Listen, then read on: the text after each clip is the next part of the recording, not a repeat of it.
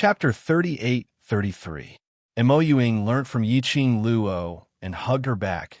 Her tone was stiff as she replied word by word. Worried about you. Meeting an old friend. Yiqing Luo's brows were filled with smiles. She hugged Mo Ying tighter. Thank you, Shadow. Mo Ying stiffly nestled in Yiqing Luo's arms, expressionless. But Yiqing Luo knew that little Shadow was shy. She let go of Mo Ying. Mo Ying immediately grabbed her little hand. Jun Qingwu said to Yiqing Luo, the people who came are not only the both of us, there are also those people over there. We might need to trouble you to head over there to investigate. As the two of them walked out of the auction, Yiqing Luo then realized. Outside the auction, there were not only crowds of onlookers. There were also rows of neatly organized troops dressed in silver armor. The leader was someone whom Yiqing Luo had met several times. The keeper of the balance historian. The historian of balance was here too? Yiqing Luo raised her brows and exchanged glances with the historiographer. The official then walked over. Misty, long time no see. He greeted them with a forced smile on his upright and plain-spoken face. His heart was broken. Every time something big happened, Yiqing Luo would always be there. Every time he saw her, nothing good would happen. But seeing Dmo Xian by the side, coupled with the current situation, the librarian suppressed the collapse in his heart as he smiled at Yiqing Luo. However, Yiqing Luo had no intention to appreciate it. She crossed her arms in front of her chest, and the corners of her mouth curled up. She said in a mocking tone, as expected, every time something is over, the librarian lord will come over to clean up the mess. Being rebutted by Yiqing Luo, the librarian's expression turned awkward. If someone hadn't reported it to the historian of balance, he didn't want to deal with this matter. What did he mean by they would only clean up after everything was over? Wasn't this just another way of saying that they were here to claim credit? Many of the court historians had dark expressions on their faces when they heard those words. Yiqing Luo seemed as though she didn't notice it. Or perhaps he sensed it but did not care about their emotions. Her expression was very calm as she lifted her eyelids. What do you want to ask? Hurry up and ask. The scribe suppressed the anger in his heart. There were so many citizens and profound practitioners from various forces watching. This matter would definitely become countless versions and be publicized. He took a look at Dmo Xian, restraining the sharpness in his eyes as he patiently replied, Miss Ye's words have really wronged us. He didn't give Yiqing Luo a chance to open her mouth as he continued. This time's matter in the Earth Realm, we didn't sense any fluctuations or presence from the Earth Realm, so I think it should be isolated by this array. I had received a report from Miss June and immediately rushed over with my men. As he spoke, he looked at Jun Qingwu. Miss June can testify that when we rushed over, we were also stopped outside the array. Jun Qingwu furrowed her brows and looked into the eyes of the librarian. Finally, she nodded her head. Yiqing Luo scoffed lightly. Are you trying to prove your incompetence? To the historian of balance. Yiqing Luo really couldn't muster up any good impression. Every time something happened, the historian of balance rushed over, but he could not completely solve the problem. He even handed over the dark forces to the historian of balance and brought them back to the heavenly Tao to be imprisoned. A bunch of historian of balance were still able to let the dark forces people escape, and even made the dark forces people join the Palace of Darkness. After the Palace of Darkness almost destroyed Nirvana Realm, they even used some prophecy as an excuse. Now, they had reached the Earth Realm. Chapter 38-34. The librarian's brows creased as he looked at Yiqing Luo with a chilly gaze. Qing Luo, you've just experienced a huge battle and need a rest. Jun Qingwu interrupted the turbulent undercurrent between the two of them. She looked at the historiographer and said coldly, Historiographer, if you have any questions, please ask them as soon as possible. They're all very tired. Jun Qingwu intervened because she didn't want her to become enemies with the court official. Yiqing Luo would not give Jun Qingwu face. She softened her expression and glanced at the librarian indifferently. This was planned by the Palace of Tenebrous Darkness. Their goal was to seal all the elite profound practitioners in the Earth Realm here and cause unrest in the Earth Realm. As for their purpose, the Keeper of Records should be clear about it. Hearing Yi Qing Luo's words, the face of the historiographer turned cold and serious. His ice-cold eyes flickered with a dignified and cold light. After a while, he said in a tense voice, "I understand." Yi Qing Luo pointed to the ruins of the auction. "There's someone who had been drained of blood inside, rumored to be the son of the mastermind behind the Palace of Darkness. Perhaps we might be able to get some information from him." The historiographer's gaze flickered. Immediately, there were historians who flew towards the direction which Yi Qing Luo pointed at.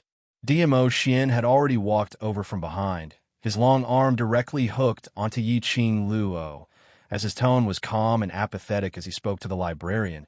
"As for other matters, go and ask those people. Lil Luo is already very tired." The scribe immediately lowered his head. Yes, Yi Qing Luo couldn't help but laugh. She might as well just directly leaned into DMO Xian's embrace. This feeling of bullying others wasn't bad at all. She was indeed quite tired. The moment DMO Xian came over, Mo Yuing was squeezed to one side. Mo Yuing looked at her empty hand and looked at DMO Xian, who was carrying Yi Qing Luo. He tilted his head and thought for a moment. It was as if he was thinking about his chances of snatching the man from the hands of a venerable sovereign. In the end, he put his hand down. The chances of snatching him away were 0, so he was too lazy to make such a fearless choice. Mo Yuing was preparing to follow behind DMO Xian and Yi Qing Luo. Suddenly, she felt a burning gaze that was tightly glued to her body. This feeling, he had sensed it ever since he broke the formation. But all her heart was on Yi Qing Luo, so she didn't pay too much attention to it. At this moment, the feeling of that gaze was even more intense. It was so strong that she couldn't help but pay attention to where this gaze was coming from. Mo Yuing didn't like this feeling. She stopped in her tracks and looked in the direction of his gaze. His line of sight stopped at a tall and handsome, silver-haired man. The man's eyes were fixated on her without blinking. His gaze was deep and complicated. It was an emotion that she could not understand and was too lazy to understand. Mo Ying's line of sight was fixed on the man's embrace. She stiffly raised her hands and stretched them out in the man's direction. The man's body suddenly stiffened, and there seemed to be a storm surging in his eyes. Even Pei Sheng, who was slow to react, was stunned. At this moment, all of them could feel the chilling aura emanating from their brothers. He was so close that he could clearly see the way his brother looked at the little girl. "Brother, are you really not afraid of scaring the girl away?" Pei Sheng was shivering at the side. The man holding the mutant beast suddenly moved. Xiao Yinyan stood up. His gaze was complicated as he stared deeply at Mo Yuing. After that, step by step, he walked towards Mo Yuing. Every step he took, the expression on his face became even more complicated. Chapter 38-35. Such an oppressive pressure. This caused Mo Yuing's expressionless face to stiffen into a frown. Her empty gaze swept across the man's face. He looked at the flowing silver hair swaying in front of his eyes as he walked. He suddenly felt a sharp pain in his head. His eyes felt a little painful. Such a feeling. Mo Yuing hadn't felt it for a long time. He didn't like this feeling either. Her hollow eyes stared at the man's chest, her arms shaking up and down stiffly. Her voice was stiff and emotionless like a repeater. "Qiu, come here." "Master." Qiu, who was struggling in Xiao Yinyan's arms, howled. Its 4 limbs struggled out of Xiao Yinyan's arms and pounced towards Mo Yuing. Mo Yuing hugged Qiu. Then he stiffly hugged her in his arms, turned around, and left. Xiao Yinyan's footsteps immediately came to a halt. His dark eyes, which were filled with huge waves, stared at Mo Ying's back view. The cold qi around his body became even more intense, almost freezing the surrounding air into ice. His whole body tensed up. He clenched his fists tightly. He seemed to be very angry. Even Pei Sheng didn't dare to approach him. Yi Qing Luo naturally felt the change in the atmosphere. While Mo Yuing was looking for Chiao Chiao. She stopped and waited for Mo Ying. Then, she saw Xiao Yinyan's terrifying gaze as he looked at Mo Ying. Rather, it was terrifying. However, that gaze wasn't filled with hatred or anything like that. Instead, it was the kind of gaze that was so complicated that no one could tell what kind of emotion it was. He could only see that. A whirlpool and a storm gathered in Xiao Yinyan's eyes. Why did Xiao Yinyan look at Mo Ying like that? Especially just now, when Mo Ying stretched out her hands towards Chiao Chiao. Chiao Chiao's expression changed. The aura around Xiao Yinyan grew even stronger. The whirlpool spun and the storm raged. But amidst all these fierce and complicated emotions, there was also a kind of, it was very, very complicated. Helplessness, compromise. After Mo Ying carried Chiao Chiao away, Xiao Yinyan was like a wild beast that had gone berserk. This is... Yiqing Luo suddenly recalled what Gui Wu had said earlier. There was always someone in Xiao Yinyan's heart. There had always been a woman. Then, Xiao Yinyan didn't seem to want to talk about that woman. And the way Xiao Yinyan looked at Mo Ying and his attitude. Could it be the person in Xiao Yinyan's heart was Mo Ying? No way. Yiqing Luo was struck by this heavenly thunder rumbling thought of hers until she was burned on the outside and tender on the inside. Mo Ying's attitude towards Xiao Yinyan, it seemed like she didn't know Xiao Yinyan. Yiqing Luo expressed that her gossipy heart was stirring. When Mo Ying walked over with Chiao Chiao, she asked, "Shadow, do you know Xiao Yinyan?" "Who?" Mo Ying raised her head and asked blankly. Yiqing Luo lifted her chin towards Xiao Yinyan's direction. "The person who's been watching you." "I don't know him." Mo Ying answered very straightforwardly. "I don't like his eyes." Yiqing Luo, if Xiao Yinyan heard these words, it would really be a stab to his heart. She glanced at Xiao Yinyan before shifting her gaze back to Mo Ying. She rubbed her chin and said, "But I feel that he seems to know you." Mo Ying tilted her head as her expressionless stiff face revealed a troubled expression for the first time. "But I don't know him." Yiqing Luo felt that she had to ask Xiao Yinyan why he kept staring at Mo Ying. She was just about to call Xiao Yinyan over. Chapter 38-36. Mo Ying. These three words were filled with hostility. However, it was also mixed with another indescribable meaning. Moreover, Xiao Yinyan's expression was so complicated that it was hard to understand. How did he know your name?" Yiqing Luo pointed at Xiao Yinyan. Her heart was even more certain of her previous guess. Mo Ying shook her head stiffly. "I don't know." Yiqing Luo clicked her tongue as she narrated the drama that she had imagined. "The way he looked at you made me feel that. There was once a touching relationship between the two of you. Then you, heartless woman, abandoned him." Mo Ying was expressionless as she blinked her empty eyes. No. Yiqing Luo knew that Mo Ying would not lie, nor would she lie because of such a matter. She could tell that Mo Ying really didn't know Xiao Yinyan, and she didn't have a good impression of Xiao Yinyan. Could it be Xiao Yinyan recognized the wrong person? Yiqing Luo felt that the possibility was very high. Why? After becoming Godless Island's island sage, you don't even dare to greet me? Xiao Yinyan's cold eyes stared at Mo Ying without blinking. His tone was filled with ridicule.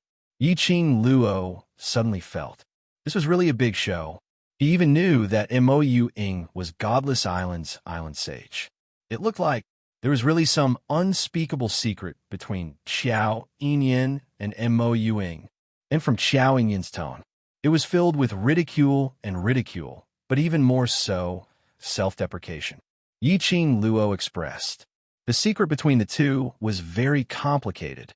After hearing Xiao Yinyan's words, Mo Ying finally reacted. She slowly turned her head back, her empty eyes fixed on Xiao Yinyan. After a long time, she asked, "Who are you?" She stared at him for so long. She was sizing up Xiao Yinyan's face. But in her memory, Mo Ying didn't think that she knew him. When Mo Ying asked this question, Xiao Yinyan's face instantly turned pale. His dark pupils were filled with whirlpools as he stared at Mo Ying. His eyes were filled with pain and anger. What a good who are you, You actually asked me. Who am I? Xiao Yinyan couldn't help laughing. But that laughter was filled with pain. Mo Ying lifted her feet and walked towards him. Step by step, she walked up to Xiao Yinyan and came to a stop. She didn't even reach Xiao Yinyan's shoulder when she stood in front of him. As Mo Ying got closer, Xiao Yinyan's aura was constantly changing. Raging waves of qi waves, wave after wave, equals fear surging. But just as Mo Ying neared, all the storms calmed down. Mo Ying raised her head to look at him. The expressionless, empty eyes rolled around and blinked. Then, with a serious tone, he said, I'm sorry, I really don't know who you are. If I accidentally forgot about you, I apologize in advance. Then he asked again, how do you know me? You even know my identity? The smile on Xiao Yinyan's face gradually froze. He stared at Mo Ying. Keep staring, especially when he saw Mo Ying's pair of beautiful eyes that were so dark, that they were so deep, that they were devoid of any emotion. His expression finally changed a little. You. Xiao Yinyan frowned and looked at Mo Ying suspiciously. Chapter 38-37. His voice paused slightly as he stared at Mo Ying and said word by word, Do you really think that just because you're a puppet, I will forgive you? Mo Ying's pupils widened slightly. There seemed to be a flash of light in her extremely dark pupils. Her silvery hair swayed in front of her eyes. That heart-wrenching pain assaulted him again. Mo Ying was unfamiliar with this kind of feeling. She slowly raised her hand and pressed it on her chest. Her lifeless eyes flickered slightly. Her long eyelashes were also fluttering. Was it heartache? Was this the feeling of heartache? She was also a person with a heart? Mo Ying fell into her own thoughts. His eyes were wide open, and there was an extreme darkness in them. So dark that the bottom couldn't be seen. This made Xiao Yinyan felt as if he had punched into cotton. Like, all the anger only belonged to him alone. The girl in front of him had no reaction at all. This realization made Xiao Yinyan's arms drop to his sides in disappointment. He forcefully shut his eyes. He staggered back a few steps. A self-deprecating chuckle came out from his mouth. Then, he turned around and walked weakly in another direction with weak steps. His back view looked extremely lonely, as if he had lost all his vitality. Was his heart dead? Yiqing Luo's slender brows knitted even tighter. She took a look at Mo Ying. Seeing Mo Ying still standing at the same spot, pressing her chest, not knowing what she was thinking, not moving at all, like a puppet, Yiqing Luo sighed. Others didn't know what Mo Ying's situation was. As a brother, how could she not know that Mo Ying had fallen into her own world at this moment? Looking at Xiao Yinyan's lonely and dejected back view, Yiqing Luo finally called out, Yinyan, wait. The moment she opened her mouth, Xiao Yinyan stopped in his tracks. Even Mo Ying, who had fallen into her own world, also raised her head. Tilting her head slightly, she stared at Yiqing Luo. Yiqing Luo walked directly to Mo Ying's side and held her hand. She sighed and said, I don't know if you've mistaken me for someone else, or if you've misunderstood something. Ever since I met the shadow, she has been like this. There's no such thing as playing dumb or puppet that you think she is. Xiao Yinyan's back stiffened. Following that, he turned around abruptly as his dark pupils stared deadly at Yiqing Luo. Yiqing Luo didn't evade as her eyes congealed and seriously met his gaze. After a long while, Xiao Yinyan's eyes gradually dimmed. His thin lips moved, and his voice was a little hoarse. Why is she like this? I don't know. Yiqing Luo shook her head. Ever since I met her, she has been like this. Xiao Yinyan's gaze slowly shifted back to Mo Ying. He looked at Mo Ying's expressionless face. Those empty, soulless eyes, and the stiff and completely unnatural way he tilted his head. His heart was in a mess, to tell the truth, when Yiqing Luo started to explain. His heart had already started to believe a little. From a moment he met Mo Ying, he had sensed her strangeness and unnaturalness. But The hatred and resentment he had towards her made him neglect all these. The current MOUing, but the her in his memory, was indeed very different. The atmosphere gradually turned heavy. No one opened their mouths. After a long while, Chapter 38:38. Everyone had more or less injuries on them. If they stayed any longer, their lives might be in danger. Yiqing Luo took a deep look at Xiao Yinyin and held Mo Ying's little hand as she returned to Mo Xian's side. The group of them were just about to leave. A scribe hurried over and whispered something in the ear of the scribe. The historian's face sunk instantly. He raised his hand and stopped the group of people who were about to leave.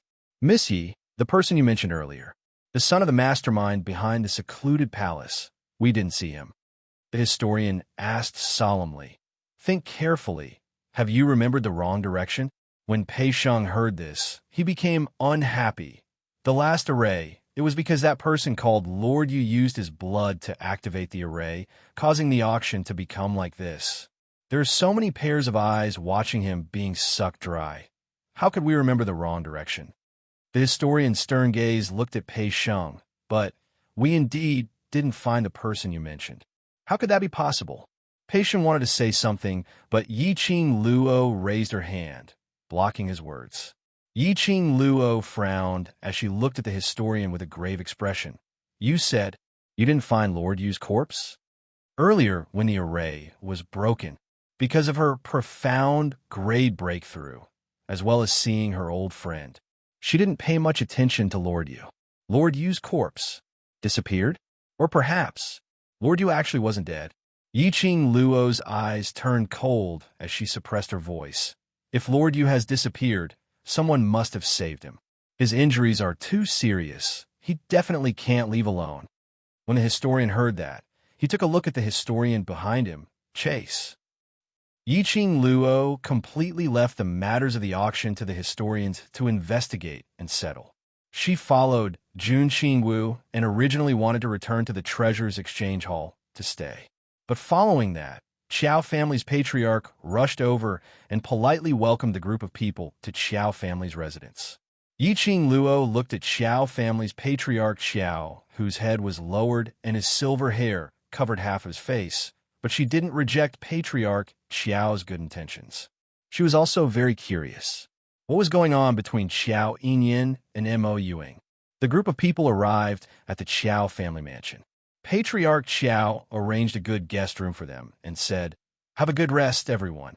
Then he left the room sensibly. The great battle in the auction.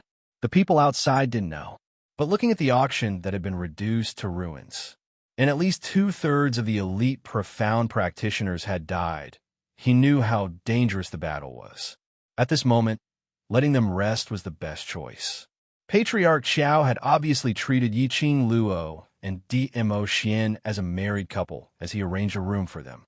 After the two of them walked into the guest room, they smelled a faint medicinal fragrance in the air. On the wooden table in the room, there were all kinds of medicine. Moreover, the medicine was of the highest quality. Some were used to treat external injuries, some were used to treat internal injuries, and some were used to replenish physical strength. This patriarch Qiao has indeed arranged it appropriately. Yiqing Luo picked up a bottle of medicine and shook it in her fingertips. Behind him, however, was a scalding hot body. The man's low and hoarse voice floated down from above. These are not important. The important thing is Lil Luo, or should fulfill his promise. The man lowered his head slightly. His chin rested on the young lady's fair neck. Warm air sprayed out, making Yiqing Luo's neck to emerge with little goosebumps. Chapter 38:39. Yiqing Luo placed one hand on the back of the man's hand and gently pulled it apart, with the space to move. Yiqing Luo turned around in his arms and faced the man. She raised her head and met with the man's dark obsidian eyes. Deep in his eyes, there was a hint of affection. Just a glance. Yiqing Luo felt her legs go soft. This man's charm, it really made her unable to control herself at all times. Yiqing Luo's curly long eyelashes fluttered as she suppressed the surging evil thoughts towards Mo Xian in her heart. Her tender lips curled into a shallow arc as she smiled sweetly at him. Dmo Xian's pupils reflected the young lady's face, which was as beautiful as a flower. His eyes dimmed again. Immediately he exerted force and brought her delicate body into his arms. Then his feet moved. He pressed the young lady's butt against the wooden table, and he lowered his body. One hand hooked Yi Qing Luo's waist, the other hand supported on the table. The distance between the two was very close. His breath sprayed.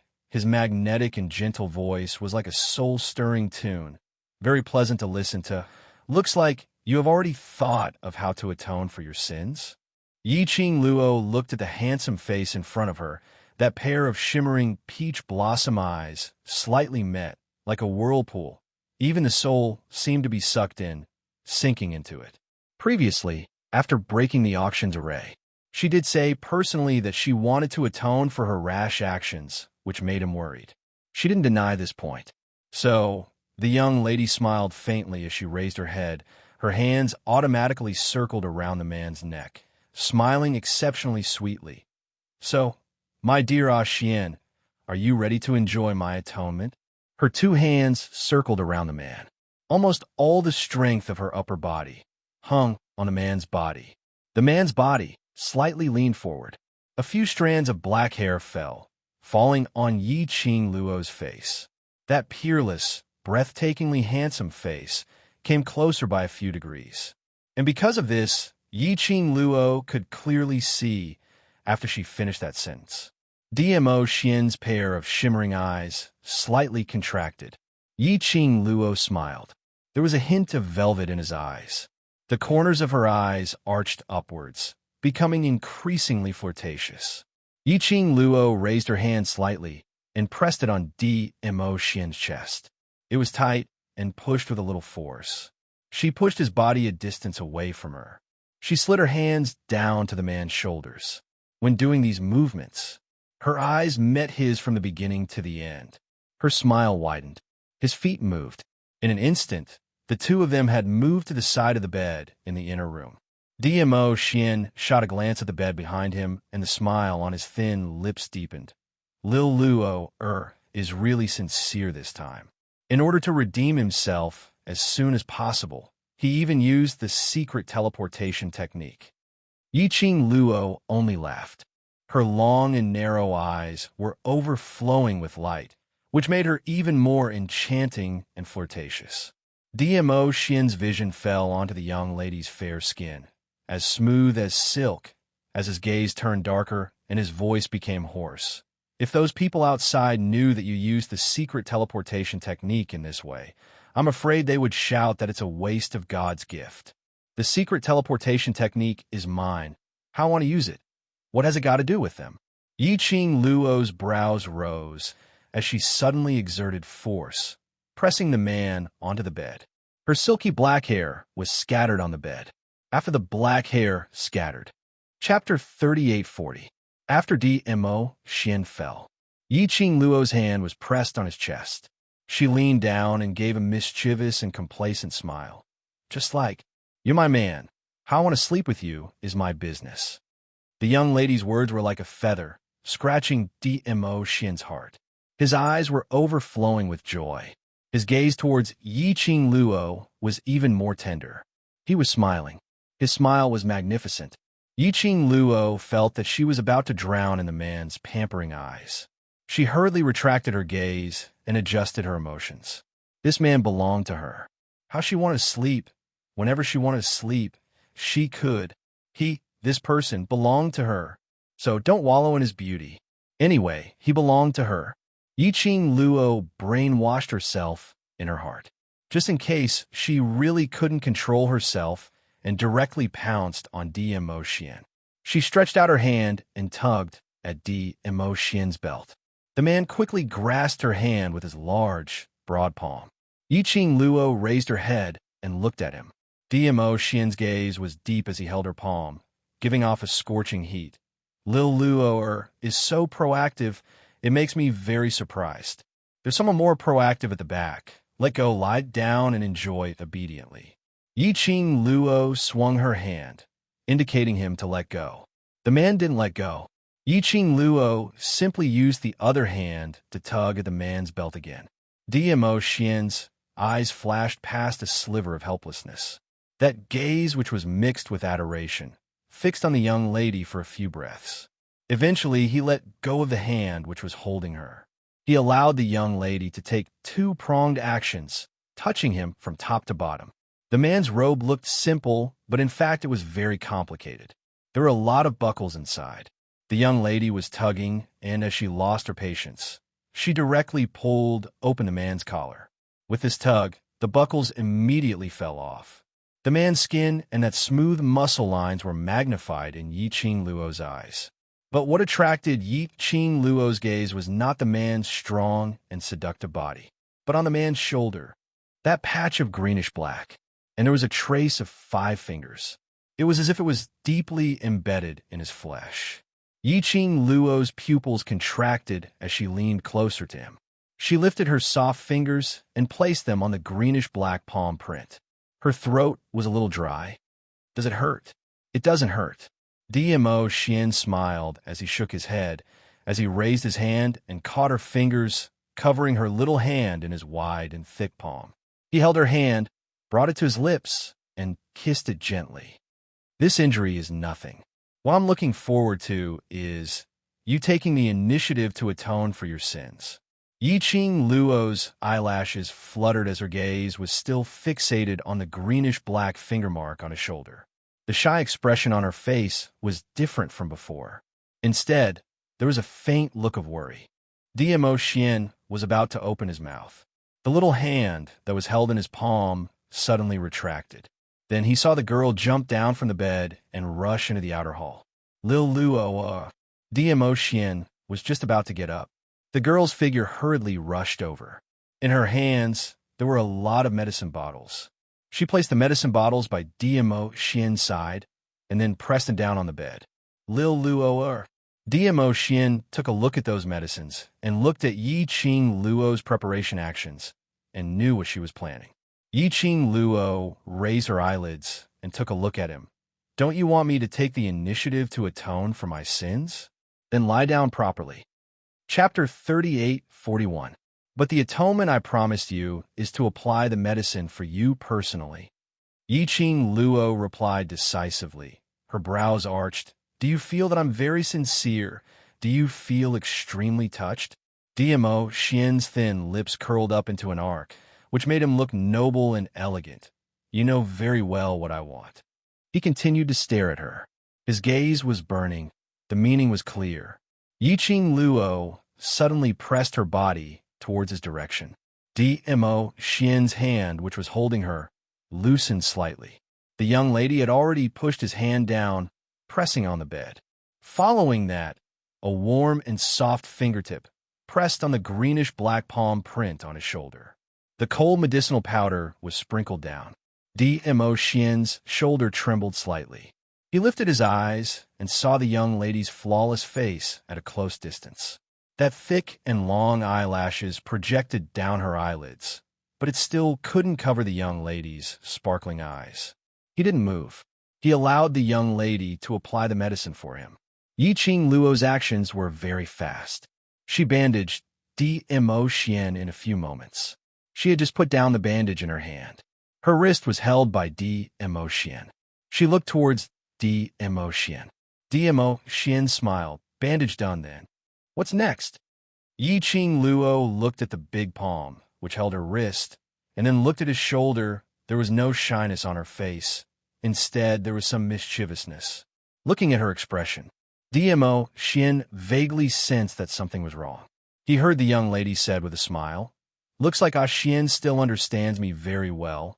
Knowing to take the initiative to request, then I won't stand on ceremony. Saying that, her hands had already landed on his open robe. Gently tugging, the originally loose robe was slid to the two sides. Yiqing Luo lifted both his arms out of his sleeves. Dmo Xian's upper body was completely exposed. Every inch of lines, every inch of muscles, was reflected in Yiqing Luo's eyes. Yiqing Luo swept a glance up and down. After confirming that DMO Shin's body only had that injury on his shoulder, she then felt relieved. Then she picked up DMO Shin's robe and threw it on his body, covering up that part of his muscular body which was tempting her to commit. DMO Shin propped himself up and wrapped an arm around her waist. His chest, which was only separated by a piece of robe, was very close to her delicate body. That's it. He lifted his lower lip, and his voice was filled with laughter. Feeling the heat coming from a man, Yiqing Luo wanted to struggle. Seems like I've stirred up some fire? When he saw the person in his arms, his body stiffened. DMO Shin couldn't help but curled his lips upwards as his smile deepened. The little fellow was so mischievous. She even dared to tease him. If he didn't teach her a lesson, perhaps the little fellow would have to play the same trick again in the future. Play once, this is called fun.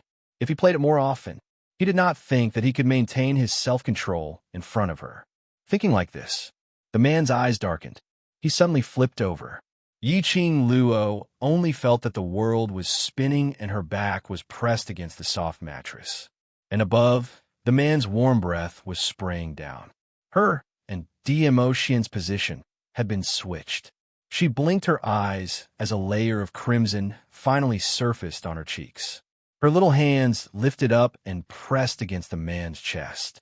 But because of DMO Shin's sudden action, the robe that covered his body had long fallen to the side. Yiqing Luo's hand fell on the man's firm skin. The strong and firm touch brought with it a scalding heat. Yiqing Luo couldn't help but withdrew her hand. Asterisk, asterisk, asterisk. Chapter 38:42. This posture was very dangerous. The heat from a man's body said it all. Yiqing Luo tried her best to show an innocent look as she blinked her eyes. She only cared about flirting with men, but she had forgotten that this man in front of her, on the surface, looked like a large puppy. But at some point, he would transform into a wolf dog. The moment he touched her, something happened. DMO Shin's eyes, which were as deep as a serene lake, looked deeply into Yiqing Luo's eyes. Looking at Yiqing Luo's widened and innocent expression, the corners of his mouth rose unconsciously. His body leaned down a little more. The scorching breath drew closer to the young girl. It was so close that the girl's pupils dilated slightly. Lil Luo, has it been too long since I've used my actions to tell you not to provoke him easily? He chuckled softly. His voice was a little hoarse, and it was very pleasant to hear. His faint magnetism tugged at her heartstrings. Yiqing Luo felt that her heart was almost out of control. Following the man's large palm, he followed the lines of her delicate body, moving up bit by bit. Yiqing Luo's body tensed up even more. The place where his large palm brushed, it trembled slightly. It was like a stream of fire igniting her body and mind. His kiss fell on her. Yiqing Luo's eyelashes fluttered as she closed her eyes. But he closed his eyes and remained silent for a long time. There was no man's warm and soft touch on her lips. On the contrary, the ball of warmth on her body also turned over and landed next to her. Yiqing Luo was stunned and slightly dazed. The eyes moved and opened. DMO Shin's eyes were filled with smiles, and the corners of his lips were curled into a teasing arc. That ridiculing smile made Yiqing Luo's cheeks flushed red. Was she being flirted with? With the hook of his long arm, he pulled her into his embrace. He laughed softly. I know you're tired. Have a good rest. After a few consecutive battles, in a moment of desperation, he unleashed a power that exceeded what his body could withstand. Then, he broke through again. Anyone would feel physically and mentally exhausted. How could DMO Shin possibly request Yiqing Luo to satisfy him at this moment? No, he was simply hugging her. They hugged each other and slept together. His heart was already satisfied. Feel the man's scorching love and for her concern. Yiqing Luo's brows were tainted with a gentle glow. She buried her head in his chest and put one hand on his waist. Just as he closed his eyes, his heart filled with happiness. DMO Shin's magnetic and mellow voice rang in her ears. When I'm well rested, I'll be waiting for your atonement. Yiqing Luo, feeling the girl in his arms stiffen, He smiled and said, "Don't forget what I said before. If you start a fire, you have to be responsible for extinguishing it." Yi Qing Luo, could this joke ever get over it? His body and mind were indeed exhausted. He rested until the next morning. By the time Yi Qing Luo opened her eyes, the man was no longer by her side. He reached out to touch the side of his body. It was cold, which meant that he had been awake for a long time. She sat up straight and saw the bandage hanging on the side. It seemed that Dmo Xian had changed the medicine himself. She rubbed her face. Only by Dmo Xian's side. She slept like a log. She didn't even notice that Dmo Xian had woken up and left. Yi Qing Luo got up and changed into a new set of clothes from the profound phoenix ring. After washing up, she walked out of the room that Patriarch Qiao had arranged for her, and Dmo Xian was the quietest. When she walked out of the courtyard. Chapter 38:43. Kitty Lee smelled Yi Qing Luo's scent and was the first to jump up and pounce towards her sister. Yi Qing Luo hugged her. The few of them also looked towards Yi Qing Luo. "Have you recovered?" Jun Qingwu looked at Yi Qing Luo from head to toe. Yi Qing Luo nodded. "After a nap, my body and mind are relaxed." TSK. That's because you don't know what the Overlord did for you after you fell asleep. Zomo's sloppy voice was heard. What did this mean? Zomo rubbed his chin and gave a playful smile. "Your Overlord, after you fell asleep, gave you a full body check." His voice dragged on with a hint of mockery. Jun Qingwu directly threw the teacup in her hand towards Zomo. Zomo raised his palm and split the teacup open. "Don't say it's so dirty." Jun Qingwu shot a glance at him, and then looked at Yi Qing Luo as she explained. "The Overlord said that you had expended too much energy in the array.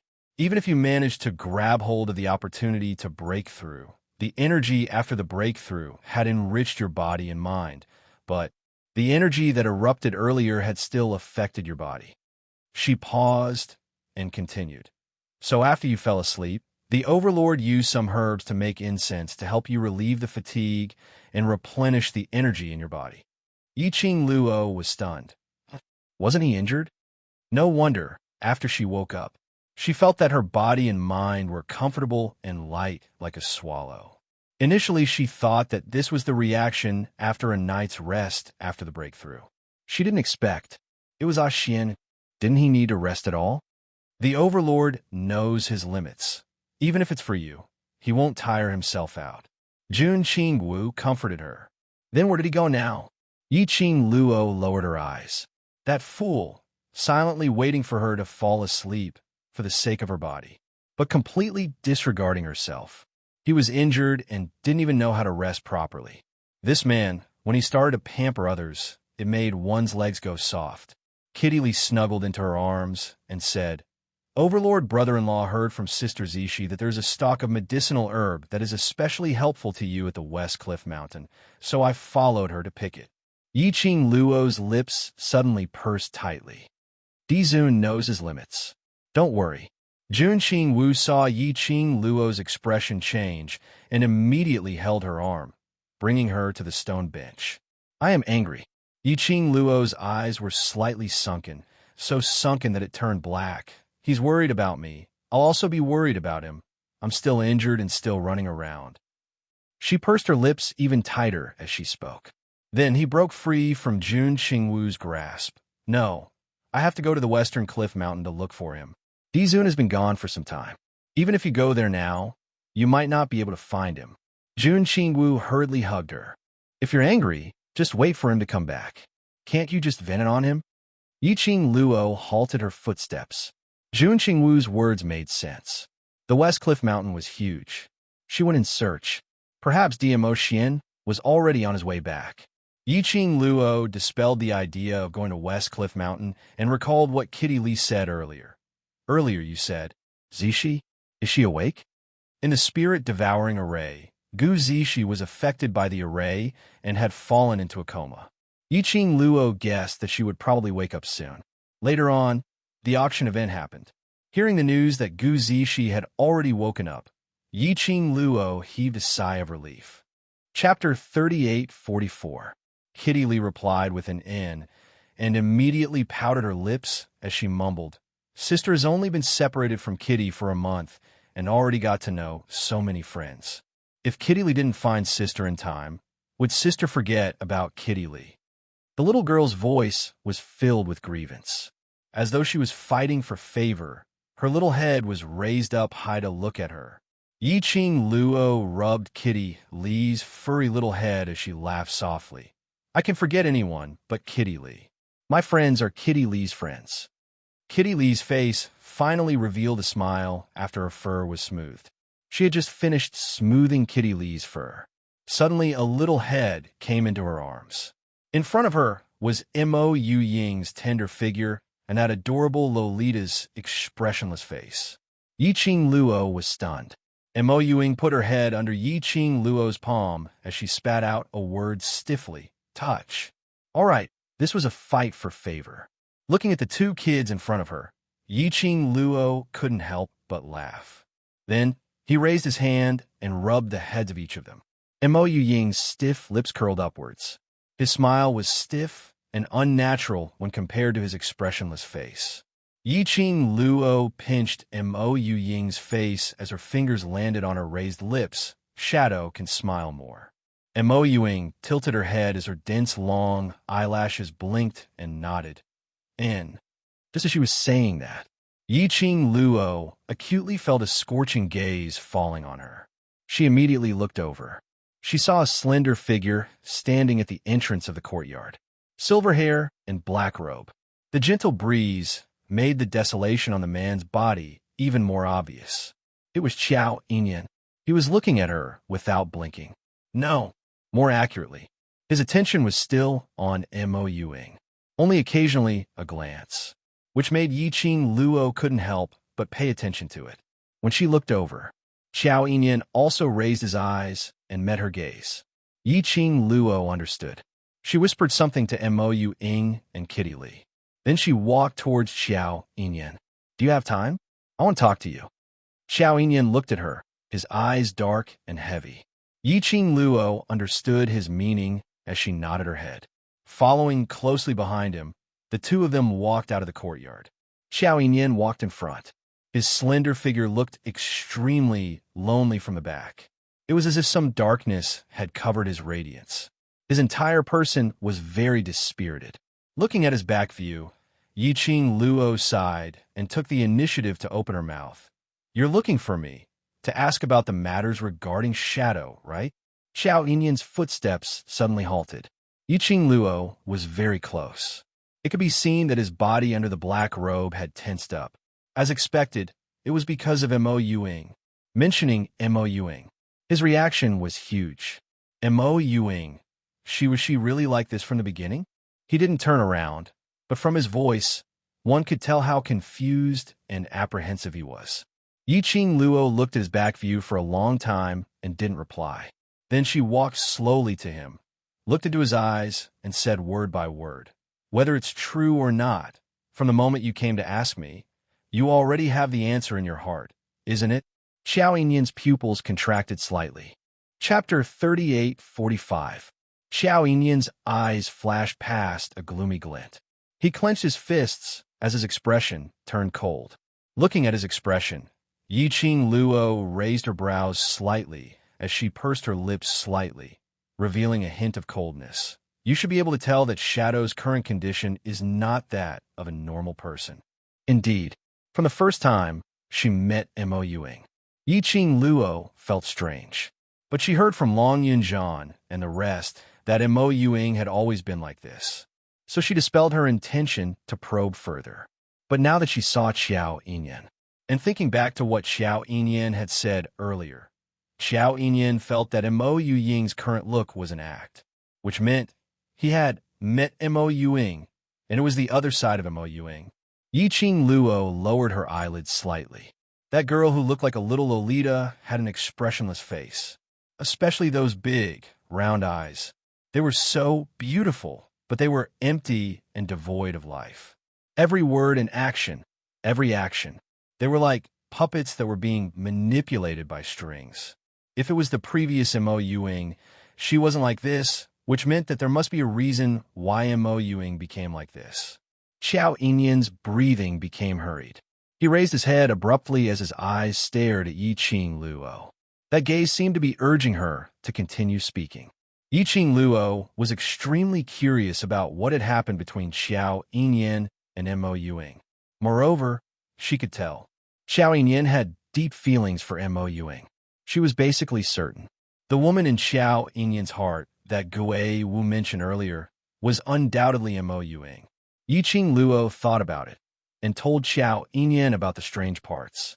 During the world-destroying battle in the Nirvana realm, the secluded palace had targeted Mo Yuying's soul. From the Godless Island, they had obtained a pitch-black dagger that targeted Mo Yuing. After that, the period when Mo Yuing was unconscious. Her face and her eyes all had more of a human radiance. At that time, Mo Yuing really looked like a normal person. But after that, she reverted back to that stiff puppet look. After Yiqing Luo finished speaking about these things, the more Xiao Yinyan listened, the deeper his frown became. In the end, his eyes were burning. Seeing Xiao Yinyan's expression, Yiqing Luo was almost certain. No matter what happened between Xiao Yinyan and Mo Yuing in the past, it didn't matter how angry Xiao Yinyan was when he saw Mo Yuing. In the end, he still had deep feelings for Mo Yuing. No matter how Xiao Yinyan tried to refute it, it was the truth. Speaking of this, she was also very curious about something.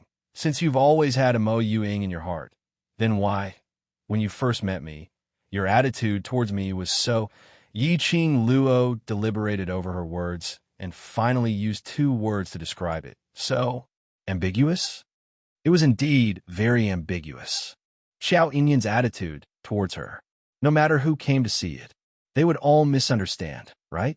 When she went to the Qiao mansion, Patriarch Qiao's eyes were shining as he looked at her.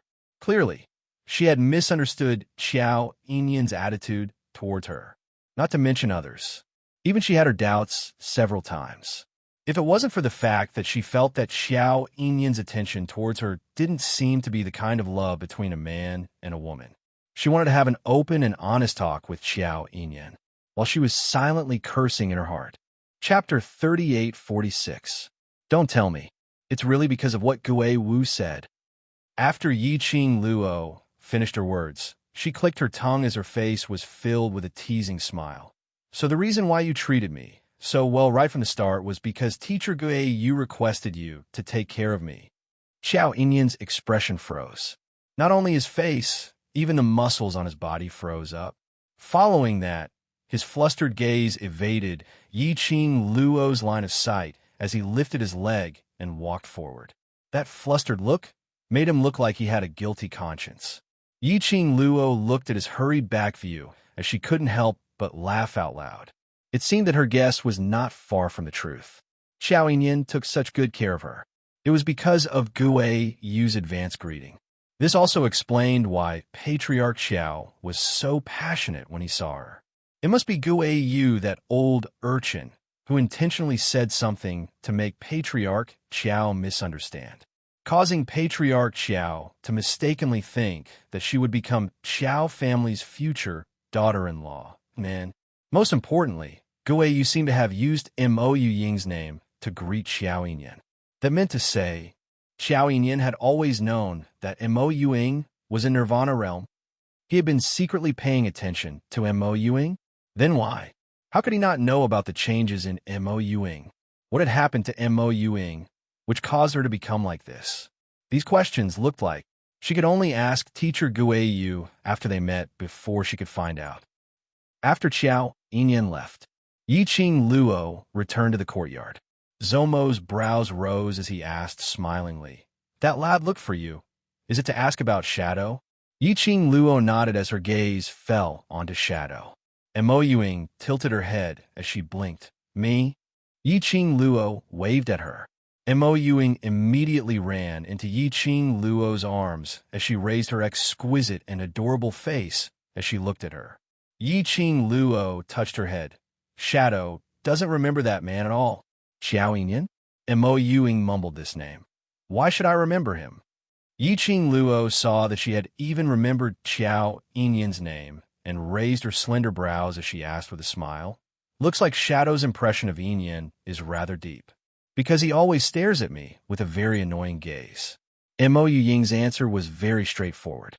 Looking at Mo Ying's expressionless face, Yiqing Luo rejoiced that she had scared Qiao Yinyan away earlier. Otherwise, how painful would it be for him to hear this sentence? Shadow, let me ask you a question. Yiqing Luo placed both her hands on Mo Ying's shoulders and slightly bent down to meet her gaze. Mo Ying blinked her eyes. Her empty and lifeless eyes were extremely black. In your memory, have you lost a certain period of memory? Yiqing Luo asked seriously. Mo Ying blinked her empty eyes again. Do you think that I have forgotten about Qiao Yinyan? Yiqing Luo nodded calmly. Yes, so you really don't remember him, right? I don't have his memory. Mo Ying shook her head stiffly. As for whether or not I lost my memory, I don't know. You don't know? This sentence made Yiqing Luo extremely surprised. Mo Ying replied, My memory is very chaotic, and I can't remember if I have lost any memory. But I really don't know Qiao Yinyan. How could a normal person's memory be chaotic? Chapter 38:47. Looks like Mo Ying would become a puppet without a soul. There had to be a reason. Moreover, this reason might be related to Mo Ying's chaotic memories. If you want to clarify your relationship with Yinyan after you return to Nirvana Realm, you can look for Teacher Guei Yu and ask him. He should know something. Yiqing Luo left the choice to herself. Mo Ying didn't reply and just stared at him with her lifeless eyes. No one knew what she was thinking. At this moment, Qiao family's housekeeper came over to invite Yiqing Luo and the rest to head to the main hall for their meal. This was the Qiao family's territory. The news of her waking up and Qiao Yinyan walking out of the courtyard would definitely reach Patriarch Qiao's ears very quickly. Family head Qiao's actions were quite fast. Yiqing Luo thought about it and accepted the invitation. If she were to wait for DMO Xian to return, her imagination would run wild and she would be restless. Go to the main hall. It's more lively there, and it can also divert some attention. Anyway, when DMO Xian returned, they could just grab anyone to ask, and they would know where he was. The group followed the butler to the main hall of the Qiao family. Indeed, as Yiqing Luo had expected, a small banquet was set up in the main hall of the Qiao family. The long tables on both sides are filled with guests. Yiqing Luo gazed with her eyes. There were about 40 of them. When he saw Yiqing Luo and her entourage walking over, those people immediately stood up and respectfully cupped their hands towards them with smiles on their faces. Madame D, Madame D, Madame D, various voices affectionately called out to Yiqing Luo. The smile on his face, the respect in his tone. There was a hint of flattery that was hard to detect. Patriarch Qiao immediately went forward to welcome them. Lady D, come, this way please, this way please. Yiqing Luo looked around. In the main seat of the main hall was a rectangular table. He counted the seats. It just so happened to be their position. Yiqing Luo didn't stand on ceremony with them as she walked directly to the main seat and sat down. TSK, what kind of formation is this? Zhou Mo muttered softly. Yiqing Luo shot a glance at Zhou Mo as her lips curled into a faint smile. These people are from various large powerhouses in the Earth domain. He had just looked around.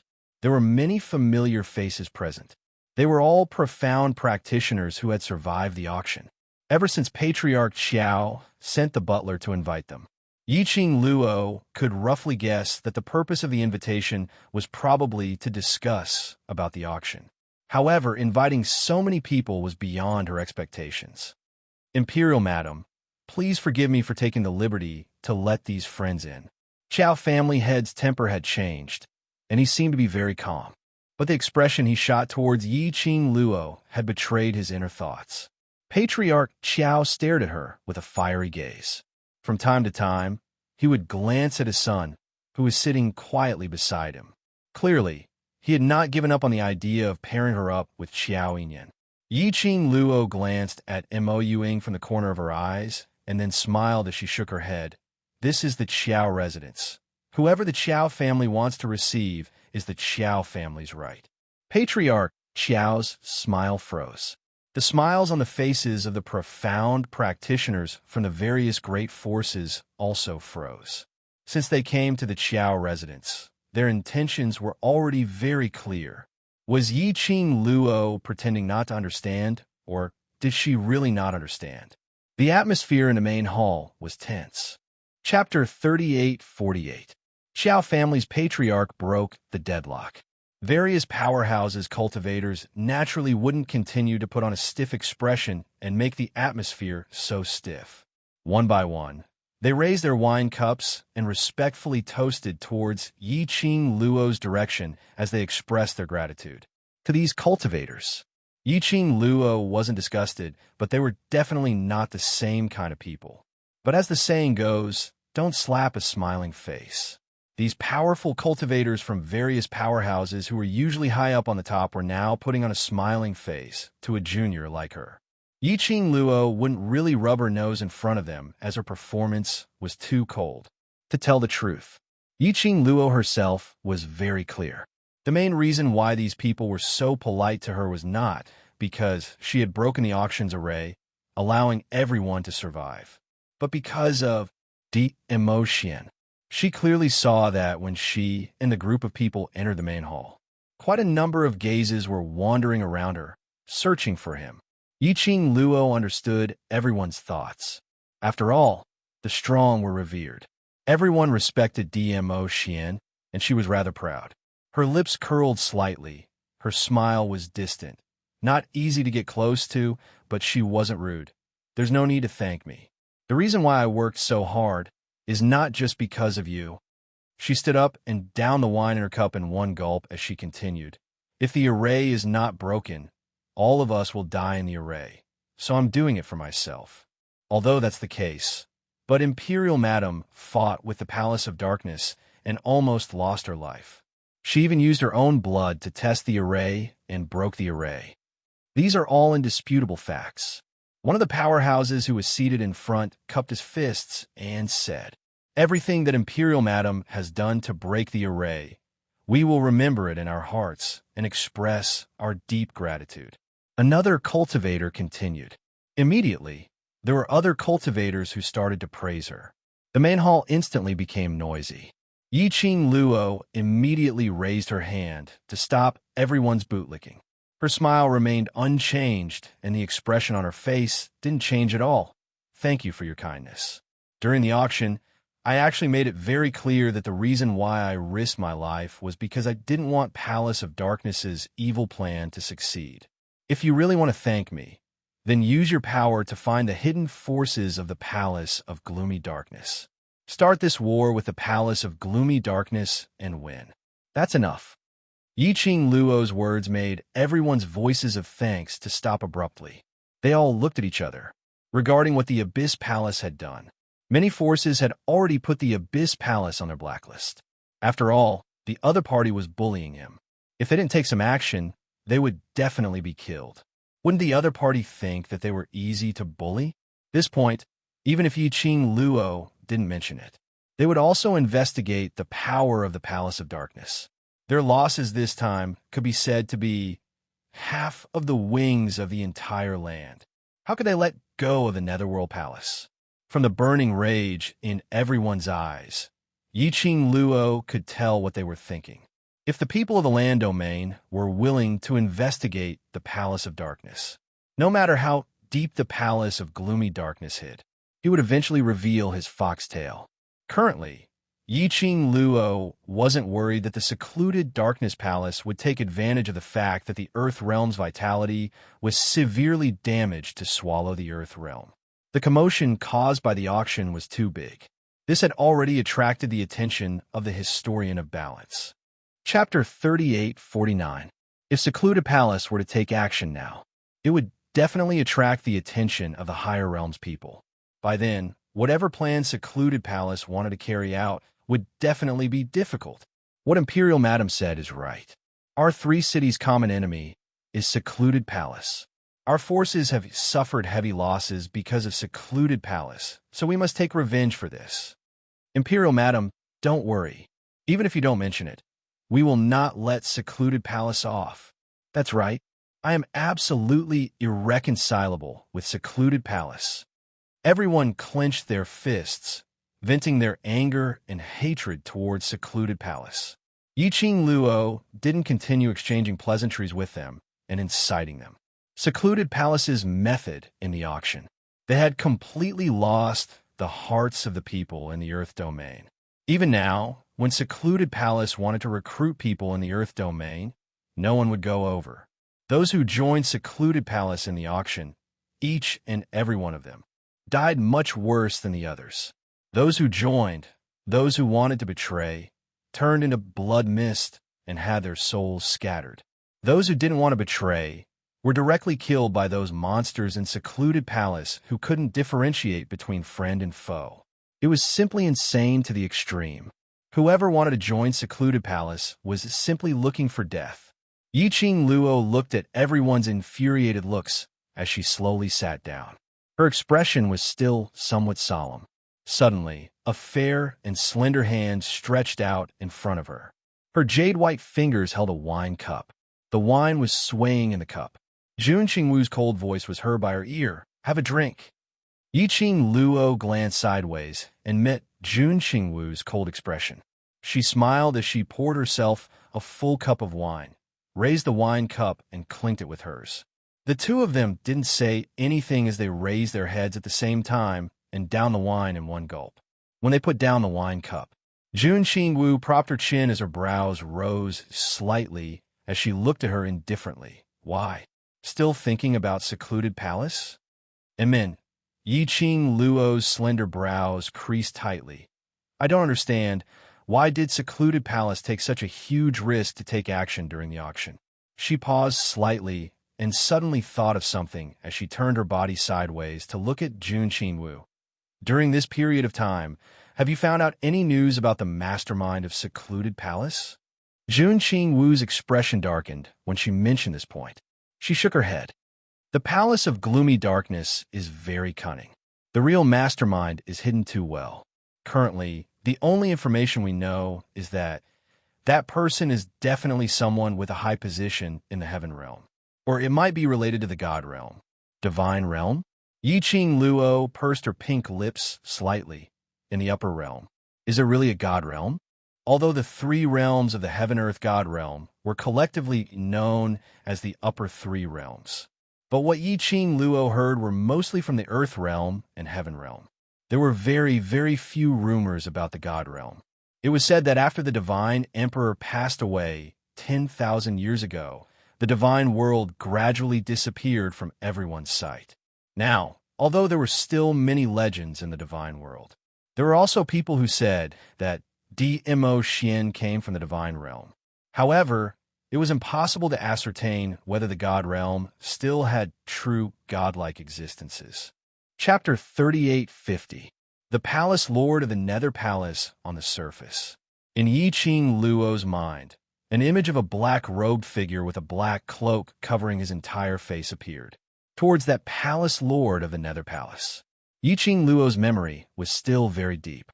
What made her most unforgettable was that Palace Lord's gaze towards her. Very strange, very familiar. However, she was unable to recall where that sense of familiarity came from. Furthermore, that Palace Lord's actions made her puzzled and puzzled. Most importantly, she was sealed in the palace which was filled with evil qi by the real mastermind. It was also that Palace Lord who told Dmo Xian the correct location of the palace, which allowed Dmo Xian to find her in time, who was the Palace Lord of the Nether Palace on the surface. Have you thought of any clues? Jun Qingwu saw Yiqing Luo's grave expression and that half-squinted eyes, reflecting a piercingly cold ray. Yiqing Luo regained her senses and met with Jun Qingwu's gaze, which seemed to know everything. She was slightly stunned as she shook her head. Nothing. Jun Qingwu only took a deep look at her and didn't continue to ask. Yiqing Luo's eyelids drooped as her eyes turned deep and her slightly cold voice was piercingly cold. Nether Palace. Sooner or later, I will personally destroy it. The two of them were discussing in a low voice. Various powerhouses cultivators had already expressed their attitude. They had set a common goal: to deal with the Nether Palace. After that, under Patriarch Xiao's instructions, they started to eat and drink. Many powerhouses cultivators try to find all sorts of topics to talk to Yiqing Luo. But Yiqing Luo's attitude was very calm. Alienated, but there was nothing wrong with it. She said that she was high and mighty, totally looking down on them. But Yiqing Luo's tone and attitude towards them was still considered polite. She said that she wanted to get to know them, to have more friends and more paths. But Yiqing Luo's attitude was extremely alienated, with no intention to continue to develop a future with them. This made everyone feel strange and at the same time unable to get on her good side. They were stuck here, neither up nor down, which was indeed uncomfortable. Just like this, it continued for about 2 incense sticks worth of time. Suddenly, a howl was heard from outside the main hall. "Hey, hey, hey! Why are you dragging me? Who are you? What do you want?" That howl was quite tragic. Then, the orderly voices of the Qiao family's guards could be heard, but it couldn't stop the howl from getting closer. Everyone in the main hall heard this voice. Patriarch Xiao stood up first and was about to rush out. Soon after, a black shadow was thrown into the main hall. Patriarch Xiao subconsciously raised his hand and slashed over. Yiqing Luo's eyes were sharp, and when she saw that black shadow being thrown over, her eyes changed. The glower flame fan in her hands moved and a hurricane was formed, sweeping the black shadow towards her. Qiao family's head slashed the air and saw the direction where the black shadow turned. Just as he was about to ask Yiqing Luo, the black figure that was thrown and rolled on the ground a few times. Then, holding onto his waist, he climbed up while shouting, "Ouch!" He wore a green robe, and his hair was a little messy due to the torment. He raised his hand and rubbed his face that was hurt from the fall. His handsome face was very upright. The most eye-catching thing was that pair of dark golden eyes, sparkling with a brilliant luster which made one unable to shift their gaze away. "Hey, Boss Pei." After seeing that black shadow's face clearly, Patriarch Qiao was stunned. Chapter 38:51. What on earth was going on? Pei Sheng rubbed his own face and was still drawing in cold air from the pain. As he touched his ears, he stood up and cried out to Yiqing Luo, "Ah Luo, save me. There's a crazy old man who kept dragging me to look for you. It hurts so much." Yiqing Luo noticed that his face and ears had turned red from the pinching.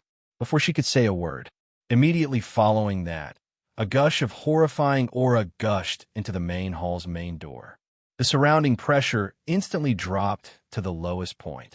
Many cultivators' expressions turned gloomy as they held onto their weapons alertly as their sharp eyes stared sharply at the main hall's main door. Could it be that the secluded palace had made a comeback? Thinking of this, everyone became even more alert. Even the aura on his body had become much more powerful.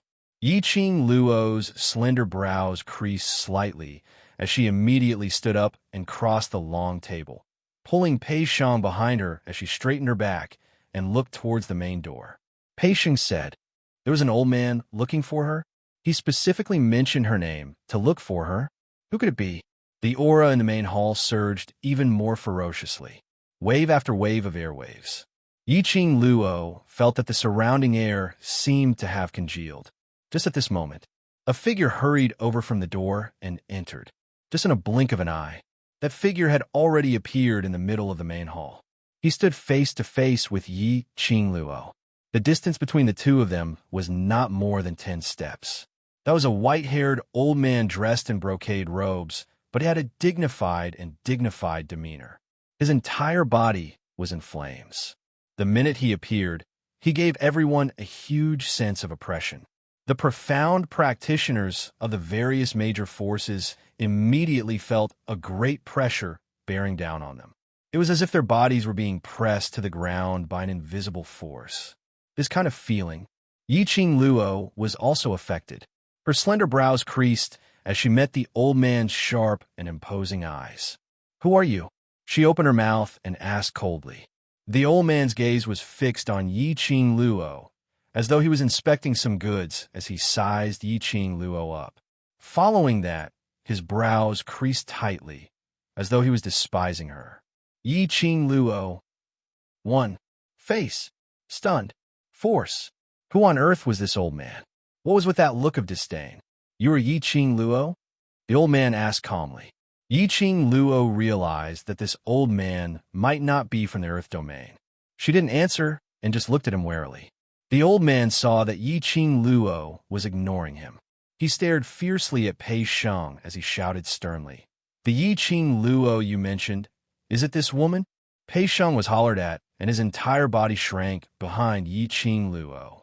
At the same time, he touched his ears. How can a man like you hide behind a woman's back? Our Huangfu clan doesn't have a man like you. When the old man saw Pei Sheng's actions, he couldn't help but frown and shout at him sternly. Yi Qing Luo caught onto a crucial point. Huangfu clan? This old man, someone from the Huangfu clan? In other words, people from the Heaven Realm? This Huangfu family, wasn't it one of the Heaven Realm's 4 great families? Xiaojin's family? Why would he come to the land? It seemed like the target was still looking for her. Yi Qing Luo expressed that she was in a daze. You are from the Huangfu family? The old man glanced coldly at Yi Qing Luo and shifted his gaze onto Pei Sheng, who was behind her. Stand upright and upright. Pei Sheng was so scared that he quivered. He immediately stood out from behind Yi Qing Luo, and he even stood up straight. After he stood up, he then realized what he had done. Chapter 3852. This old man. What did he mean by that? Not only Yi Qing Luo was stunned. The surrounding cultivators from various powerhouses were all stunned as well.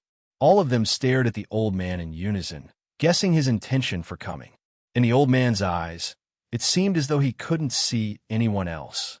After seeing Pei Sheng stand up straight, that solemn and heavy expression on his face eased up a little. But the gaze which he shot towards Pei Sheng was still that little bit of disdain and displeasure. But this disdain, as compared to the disdain which Yi Qing Luo saw in the old man's eyes, was absolutely not the same kind of emotion. So how much did this old man despise her? Just as she was thinking, that old man's vision shifted onto Yi Qing Luo. Following that, his white brows creased as he raised his chin and opened his mouth. Yi Qing Luo, I heard that. You're the one who saved this lad, and even activated this lad's concealed Huangfu bloodline? Yi Qing Luo controlled herself, ignoring the old man's arrogant tone. From the old man's aura, if they were to fight, she might be at a disadvantage. Furthermore, what did that old man say earlier? Activated. Huangfu bloodline. Huangfu. Yi Qing Luo suddenly recalled Xiao Jin's pair of golden eyes. Wait a minute. She recalled it. Huangfu family. Their unique point was, Huangfu family's people's eyes were all golden. Right? Golden. She finally recalled. When she saw Pei Sheng's outburst, his eyes flashed a dark golden glow. And where did that familiar feeling come from?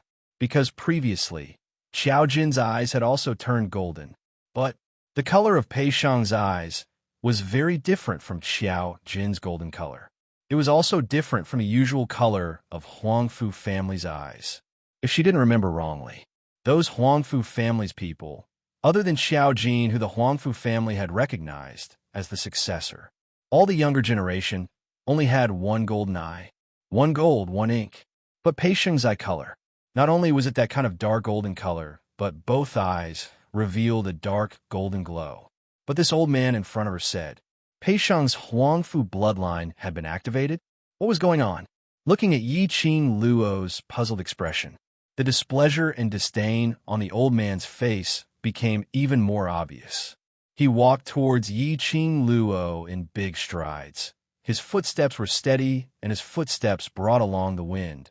His imposing manner was overbearing. As he approached, Yi Qing Luo didn't evade. Instead, he frowned and met the old man's gaze.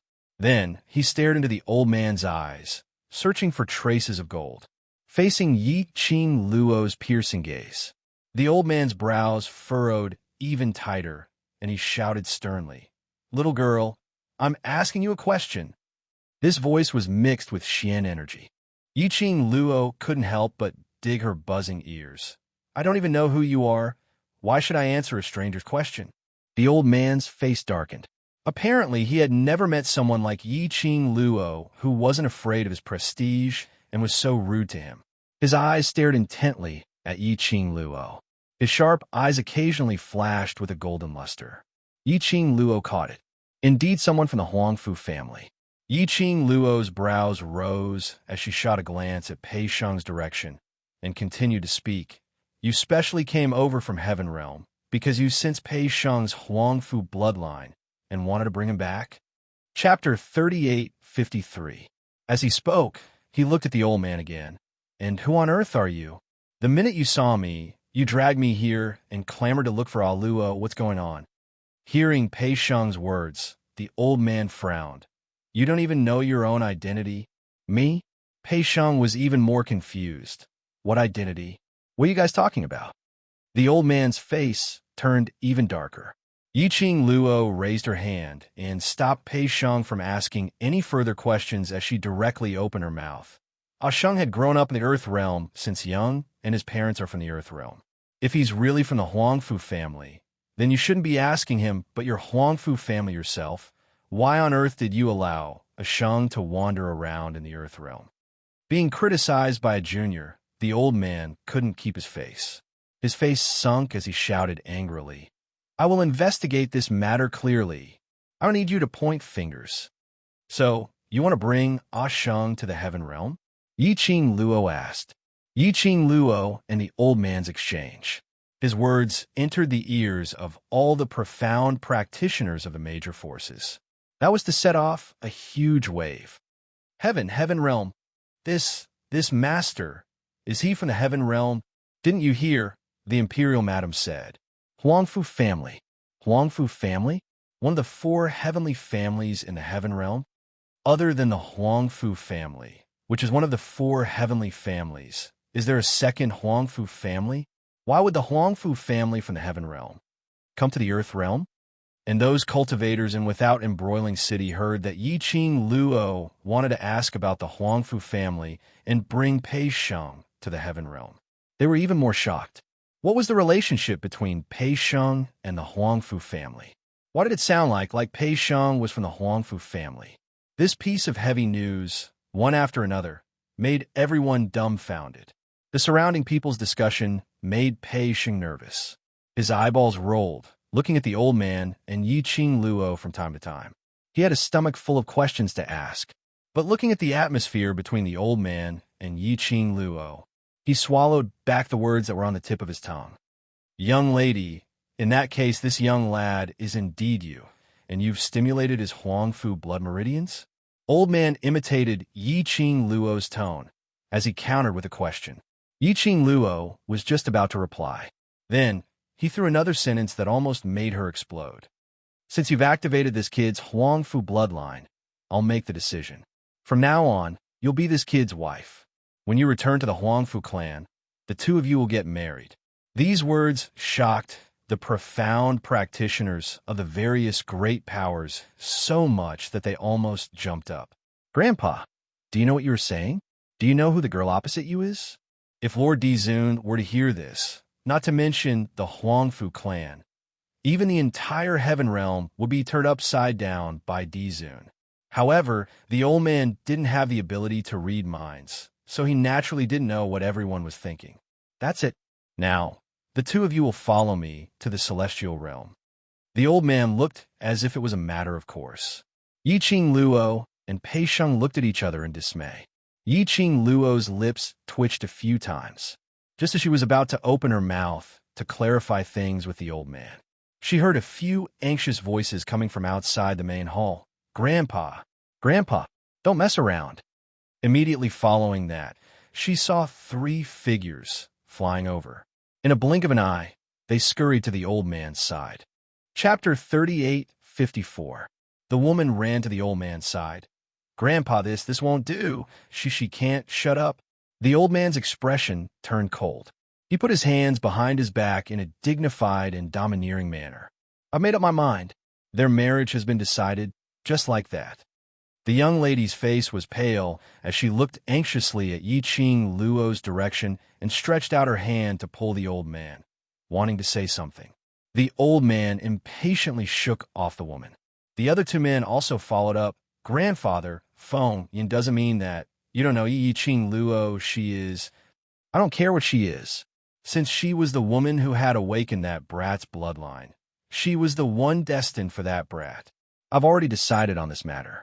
All you need to do is to prepare for their return to the Huangfu clan." The two men's faces darkened even further. The woman opened her mouth a few times, but before she could say anything, the old man stopped her. It was Yiqing Luo who was slightly stunned when she saw the three of them appearing. Huangfu, Fengyan, and the other two young masters of the Huangfu clan. Weren't these three the three from the Huangfu clan that he had met in the Nirvana realm? It was also the time before Qiao Jin and Yin Xiao confirmed their relationship. They actually came. They seemed to be calling that old man Grandpa, Grandfather. In other words, this old man was Qiao Jin's grandfather. You know them? Hearing Yiqing Luo calling out his granddaughters and grandsons' names, the old man's brows creased as he looked suspiciously at Huangfu Fengyan and the rest. Huangfu Fengyan's beautiful face revealed a trace of panic. "Grandfather, to be able to make eldest young master Huangfu, third young master, and fourth young miss call you grandfather. I presume you're the Huangfu clan's patriarch, Huangfu Jintian, right?" After knowing the other party's identity, the sharpness in Yiqing Luo's eyes had already been restrained. Although he wasn't too sure what had happened between Qiao Jin and the Huangfu clan, he wasn't too sure. He wasn't too sure why Qiao Jin would leave the Huangfu clan. However, the other party was still Qiao Jin's grandfather.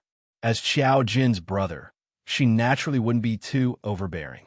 The old man, who was Huangfu Jintian's white brows rose as the gaze he shot at Yiqing Luo was filled with a different kind of scrutiny. "Looks like you're rather familiar with the people from the Huangfu family." In Huangfu Jintian's eyes, Yiqing Luo was just a small cultivator from the Earth realm. Their Huangfu clan had always resided in the Heaven realm and rarely appeared in the lower realm. How did Yiqing Luo know Huangfu family's young master and young miss? Furthermore, he could tell. Those three people from Huangfu family also recognized Yiqing Luo. Huangfu Jintian immediately waved his hand. "Since we've known each other for a long time, then it's even easier to decide. Now, we will return to the Huangfu clan and arrange the marriage for you two." The three from the Huangfu clan were so shocked that their faces turned pale. Just as he was about to speak, Pei Sheng finally reacted, and his eyes widened as he looked at Huangfu Jintian with a dumbfounded expression. What? You want me to marry Aluo? Me? Aluo?" He repeated in disbelief. "Huangfu family's rules are as such. If it's a lady who stimulated your Huangfu bloodline, then this lady will be your destined person." Huangfu Jintian spoke in a matter-of-fact tone. "Moreover, aren't you very reliant on that lady?" I. Pei Sheng's face flushed red from Huangfu Jintian's words. "Marry Aluo?" Chapter 38:55. If the Overlord heard it, his little life would be lost. Pei Sheng's mental state was on the verge of collapse. "How old are you? You're getting married and you're still shy? This matter has been decided. Do you have any objections?" Huangfu Jintian looked at Pei Sheng with disdain and displeasure, as though there wasn't a single part of Pei Sheng that caught his eye. Following that, he swept his gaze towards the three people who were surrounding him, who obviously had something to say, being stared at by Huangfu Jintian's domineering and dignified gaze.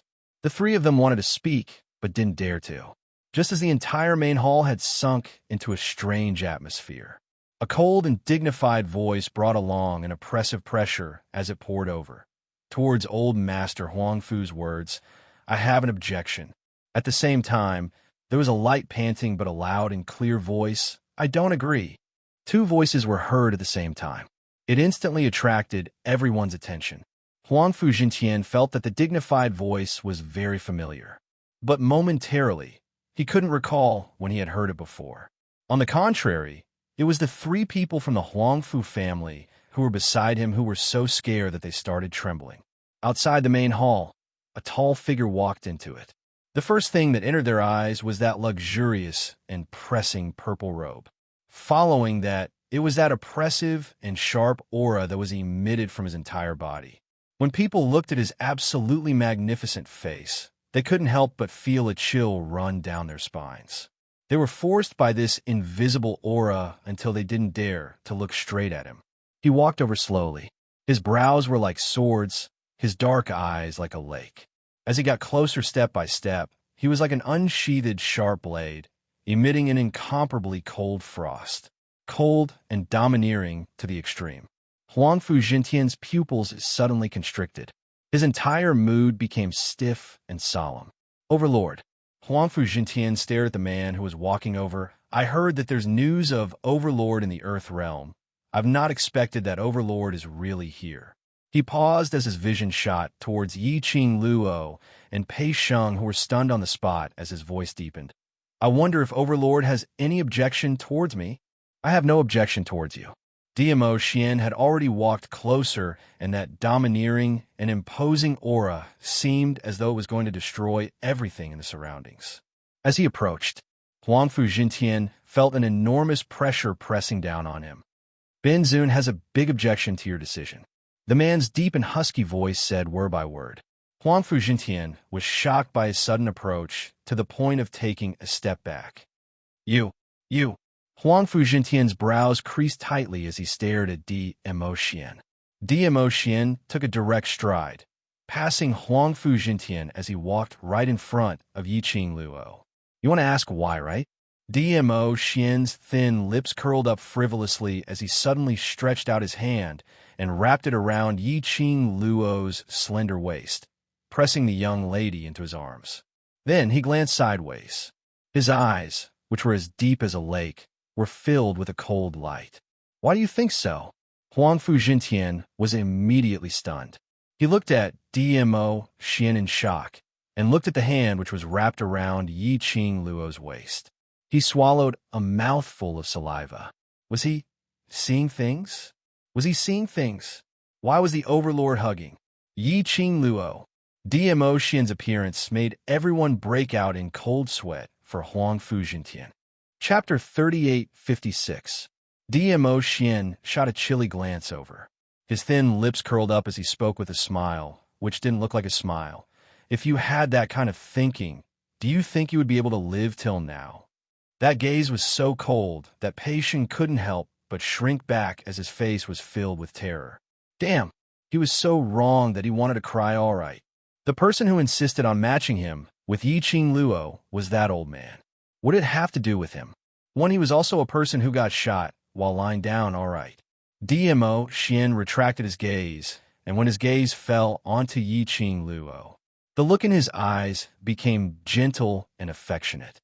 Yiqing Luo, who was brought into the man's arms, naturally wrapped her arms around the man's waist as she raised her head and looked at DMO Xian. Are you tired? Are you hurt? Not tired. DMO Xian bent over and planted a kiss on her forehead as he spoke in a warm voice. Don't worry. There's nothing in this realm which can hurt me. Seeing that his expression wasn't unwell, Yiqing Luo then put on a straight face as her fingers hooked and pinched his waist fiercely. Who asked you to not rest properly, taking the opportunity when I'm asleep to do other things behind my back? Can't you just rest properly? He knew how to love her and take care of her body. Why didn't he know how to love her and take care of her? Hearing the young lady's worried words, DMO Xian's brows flashed a trace of pampering smile. As he bent his head close to the young lady's face, that pair of black obsidian-like pupils were gradually tainted with a dark and deep luster. It seemed like there was some hidden emotion which needed to be harmonious. He leaned close to her ear as his voice was very hoarse, carrying an obvious meaning. You know how I can rest well. Yiqing Luo. Her face turned black. Damn it, she didn't know. Didn't want to know. Yiqing Luo rolled her eyes at him as she raised her hand and pushed the man's broad and muscular body away. Scram. The interaction between the two. In everyone's eyes, it was so sweet that it made their teeth ache. Especially when they saw Yiqing Luo had no qualms as she directly pushed DMO Xian away and arrogantly asked him to scram. They were all stunned. This was probably, you must be the first person who dares to tell Lord D. Zun to get lost. right? But looking at Di Zun's sweet smile and tenderness, Di Zun could not help but laugh. All right. The reason why the Imperial Madam could be so daring and fearless was because the Overlord doted on her. Once again, the profound practitioners of the various great powers felt it deeply. The love between Di Zun and Di Foreign. The profound practitioners were aware of this a long time ago. But only now did Huang Fu Jintian seem to have understood something. He was completely dumbfounded. His eyes widened as he stared in shock at the two people hugging in front of him. Overlord, and Yi Qing Luo. The two of them. Huang Fu Jintian couldn't believe his eyes. He immediately turned his head and glared at the three people behind him. The three from the Huangfu clan were pale, and their bodies were trembling slightly. When he met Huang Fu Jintian's gaze, the three of them subconsciously averted their gazes. Huang Fu Jintian immediately understood. The three of you already knew. Huang Fu Fengyan bit her lower lip as she spoke softly. Grandfather, we wanted to tell you, but you didn't give us a chance to speak. Every time they opened their mouths, they were blocked by Huang Fu Jintian. What would they do? They were in despair too. Chapter 38:57. Huang Fu Trio lowered their heads. They felt resentful from being scolded, but didn't dare to voice it out. Huang Fu Jintian looked at the surrounding gazes as he felt embarrassed. He cleared his throat and tried his best to maintain a serious expression. Following that, he pointed the spearhead towards Pei Sheng, stinky brat, since it has nothing to do with Yi Qing. Misty, why didn't you say so earlier? Pei Sheng had a dazed look. After Huang Fu Jintian scolded Pei Sheng, he cupped his hands towards DMO Xian. It's a misunderstanding. DMO Xian shot him a glance with a smile, which didn't look like a smile, as his thin lips curled into a frivolous smile with a hint of coldness. Huang Fu Jintian felt even more embarrassed. Yi Qing Luo pushed DMO Xian as she tidied up her collar and opened her mouth to break the deadlock. Huang Fu family's old master. Why did he come all the way to the Earth Realm? She paused slightly as she pointed at Pei Sheng. According to Ah Sheng's memory, he has a father and mother, and he grew up in the Earth Realm since young. Old Master's trip here is to grab hold of Ah Sheng, talking about this and that, deciding on Ah Sheng's marriage. Have you ever thought about Ah Sheng's thoughts? Huang Fu Jintian's open mouth slowly closed. The expression on his face slowly turned solemn and grave. Yi Qing Luo didn't wait for him to continue speaking. His gaze fell on the slender figure outside the main hall's door. Also, the old master made a mess of matchmaking without saying a word. Not only does my Ah Xian have objections, but I'm afraid that, and Ah Sheng also have objections. Following Yi Qing Luo's words, everyone looked towards the main door. They saw a delicate lady standing at the door. The ice blue long dress made the lady look lively and lovely.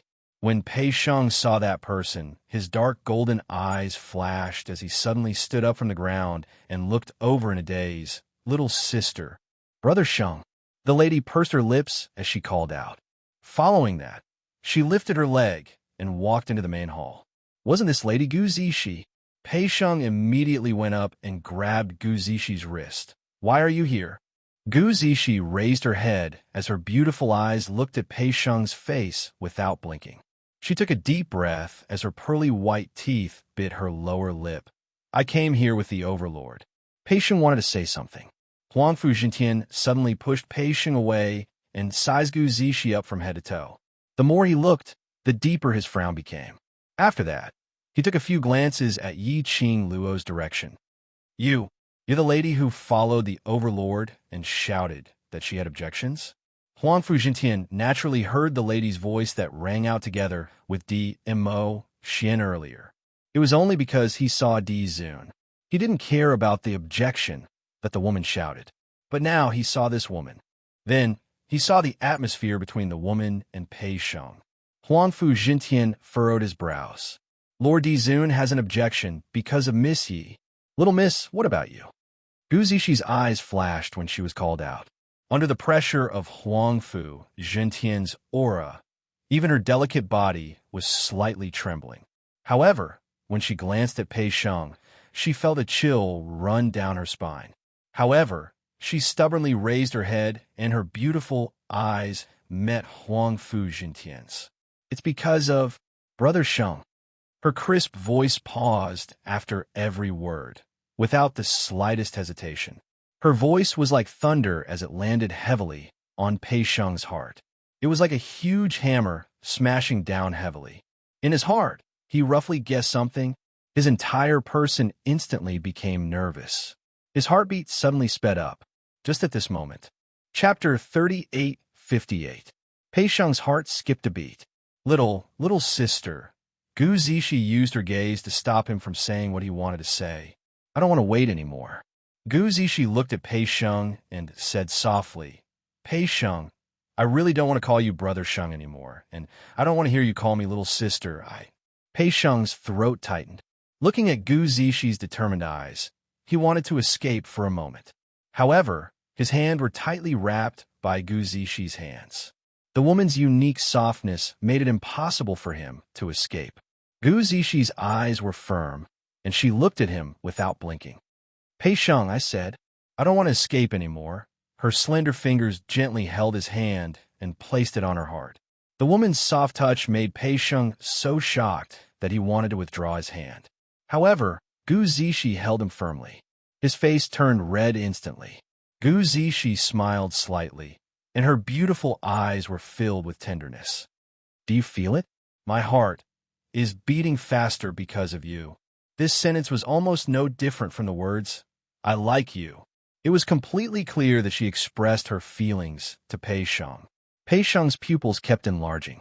After Gu Zishi's words struck him in the heart, his face flushed red, as though it was about to burst into flames. His lips trembled, and he stammered, Little sister. He was nervous and excited. It made him feel as if there were colorful fireworks blooming in his mind. It made him unable to think about anything else. However, Gu Zishi grabbed his collar with her hand. She suddenly pulled him with both hands.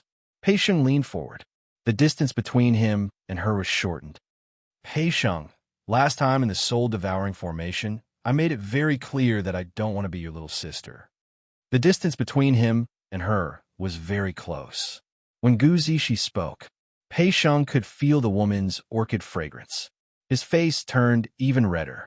Even the muscles in his body were tense and excited, especially his heart, which was beating wildly. He couldn't control it all. Gu Zishi's voice was sonorous and firm as she continued. I only have one question for you. Are you willing to give the two of us a chance to be together? That voice was filled with determination and expectation. Pei Sheng's heart thumped fiercely. He immediately looked at Gu Zishi. When he met Gu Zishi's beautiful eyes that were as bright as the stars and filled with determination, a certain place in his heart seemed to have been ruthlessly struck by something. Z11. His voice was hoarse as he subconsciously spat out these two words. There seemed to be something in his heart urging him to do something. Gu Zishi's beautiful eyes lit up. The corners of their mouths lifted into a smile.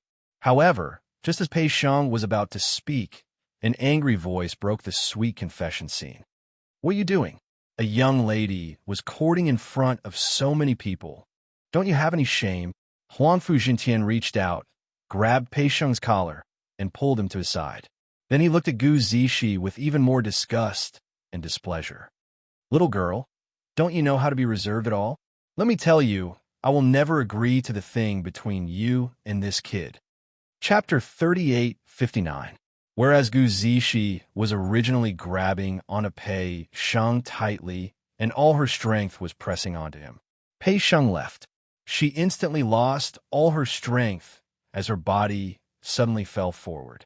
Zishi, Pei Sheng anxiously wanted to rush over to support Gu Zishi, but his wrist was held tightly by Huang Fu Jintian. Luckily, Yiqing Luo moved swiftly in time as she shifted to Gu Zishi's side and caught her.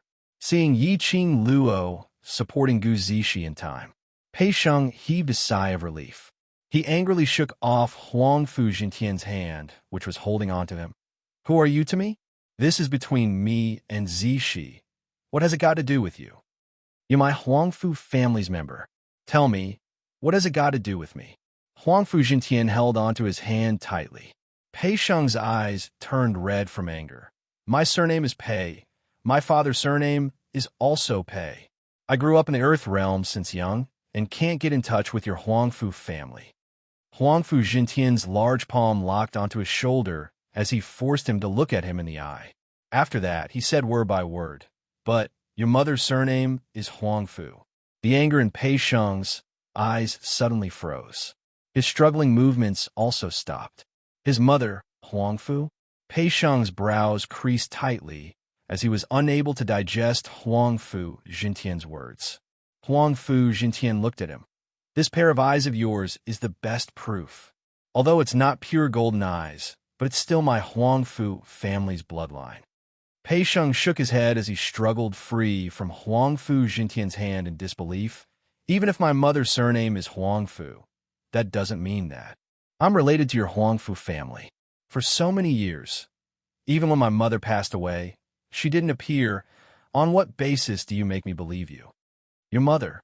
Huangfu Jintian's expression sunk slightly as an undetectable sorrow flashed past his eyes, but very quickly, it dissipated in the imposing manner. No matter what, the fact that your Huangfu family's bloodline cannot be erased. Since you've already stimulated the Huangfu bloodline, then you must follow me back to Huangfu family. As for these messy relationships in the Earth Realm, break it off.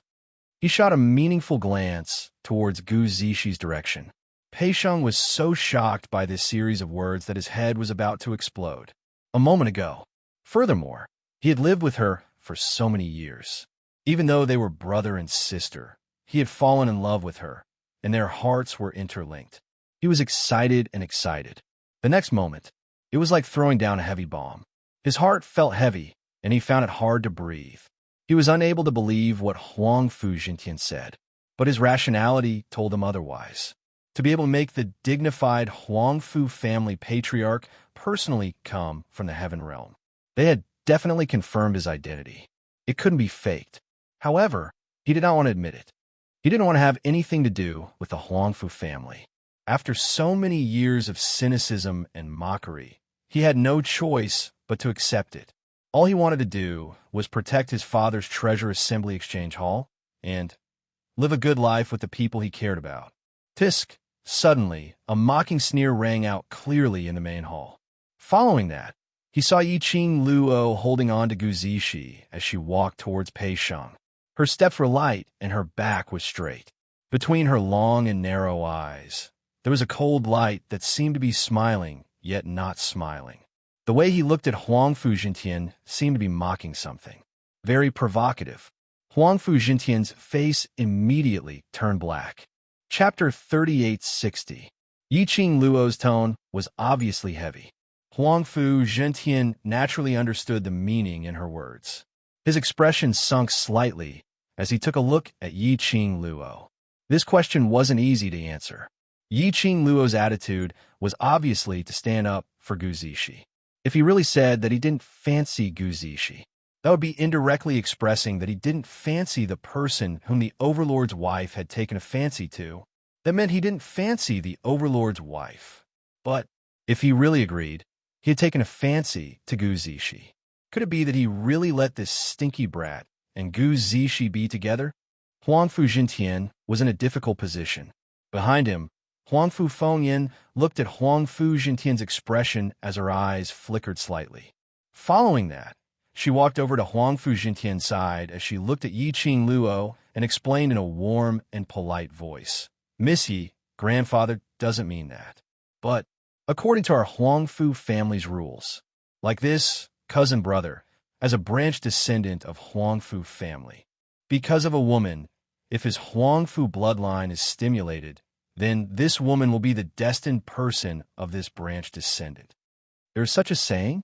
That Xiao Jin and Yin Xiao, he didn't seem to have any problems with Huangfu bloodline or the destined person. As though he saw through Yiqing Luo's thoughts.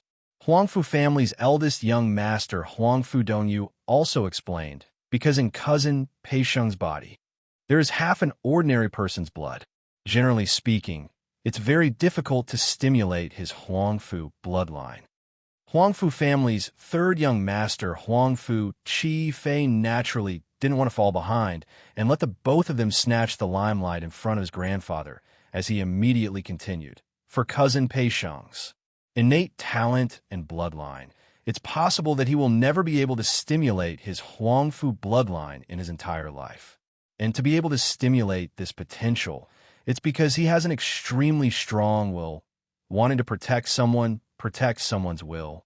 The three siblings looked at each other.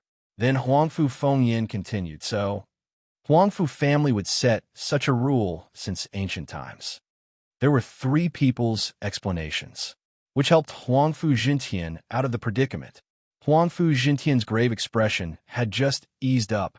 Soon after, a cold and indifferent voice rang out. So, you still have your eyes on this lord's woman? This voice was heard. The entire main hall fell into a deathly silence. The faces of the three Huangfu siblings turned deathly pale. Of course not. Huangfu Fengyan resisted the pressure and said, Miss Yi and Di Zun's relationship is as deep as the ocean. We just that you can't accept my Zishi? Yiqing Luo's cold voice interrupted Huangfu Fengyan's words. She arched a disdainful smile and raised her eyes. Who told you that I was the one who awakened Pei Sheng's bloodline? This is cousin Pei Sheng himself. Huangfu Fengyan was pressured by this imposing aura to the point that she found it hard to breathe. A trace of jealousy flashed in the depths of her eyes. How long had it been since they last met? Why, Yiqing Luo's ability and her imposing manner had become even more threatening. I didn't. Pei Sheng's eyes immediately widened as he shook his head fiercely towards Dmo Xian's direction. I don't know them. How could I tell them this? It's you. Huangfu Fengyan's face was pale as she carefully looked at Huangfu Jintian. She anxiously pushed the blame onto Pei Sheng. Looking at Huangfu Fengyan's expression, how would Huangfu Jintian still not understand? Chapter 3861. That kid's Huangfu blood meridian is not important. Huangfu Jintian interrupted Huangfu Fengyan's words as he spoke in a deep voice. My motive is to bring the Huangfu family's bloodline back to Huangfu family. Yiqing Luo couldn't help but burst out laughing when she heard that. She squinted her eyes as she shot a glance at Pei Sheng's direction. Pei Sheng's expression was extremely ugly as his eyes sunk, and he clenched his fists tightly as his muscles tensed up. Apparently, he was extremely angry, and his heart was surging with raging waves. Yiqing Luo tilted her head as her gaze shifted towards Huangfu Jintian calmly. Her pink lips curled upwards with some traces of ridicule, as though she was provoking him. Huangfu Jintian's white brows creased into a bundle. But when he saw that tall and slender figure behind Yiqing Luo, he forcefully suppressed the whirlpool in his eyes. Yiqing Luo crossed her arms as she gave a smile, which was indeed asking for a beating. Old Master Huangfu's words are wrong. According to the rules passed down by her Huangfu family's ancestors, I feel that the matter of who stimulated Pei Sheng's potential is extremely important. When she said that, it instantly caused the various powerhouses' cultivators to draw in a cold breath. All of them were guessing. What was Yiqing Luo's intention? Could it be that she really had some thoughts about Pei Sheng? Did she really want to become Pei Sheng's destined person? Had she neglected? The Overlord was still by the side. Not only the surrounding cultivators were shocked. Even Huangfu Jintian frowned slightly because of Yiqing Luo's words. Of course, he didn't feel that Yiqing Luo wanted to become Pei Sheng's destined person, which was why she didn't let this matter go. Could it be that she wanted to? Huangfu Jintian's astute eyes flickered as he glanced at Gu Zixi direction. As expected, the next moment, he heard the young lady's chilly voice. Because the person who stimulated Pei Sheng's potential isn't me, but my Zixi. Huangfu Jintian's eyes flashed past a sliver of understanding. He gave a cold snort in disdain. It was very soft, but Yiqing Luo, who was standing nearby, could clearly hear Huangfu Jintian's cold snort. She could also clearly see the disdain in his eyes. It was just a glance. Yi Qing Luo could tell what he was thinking.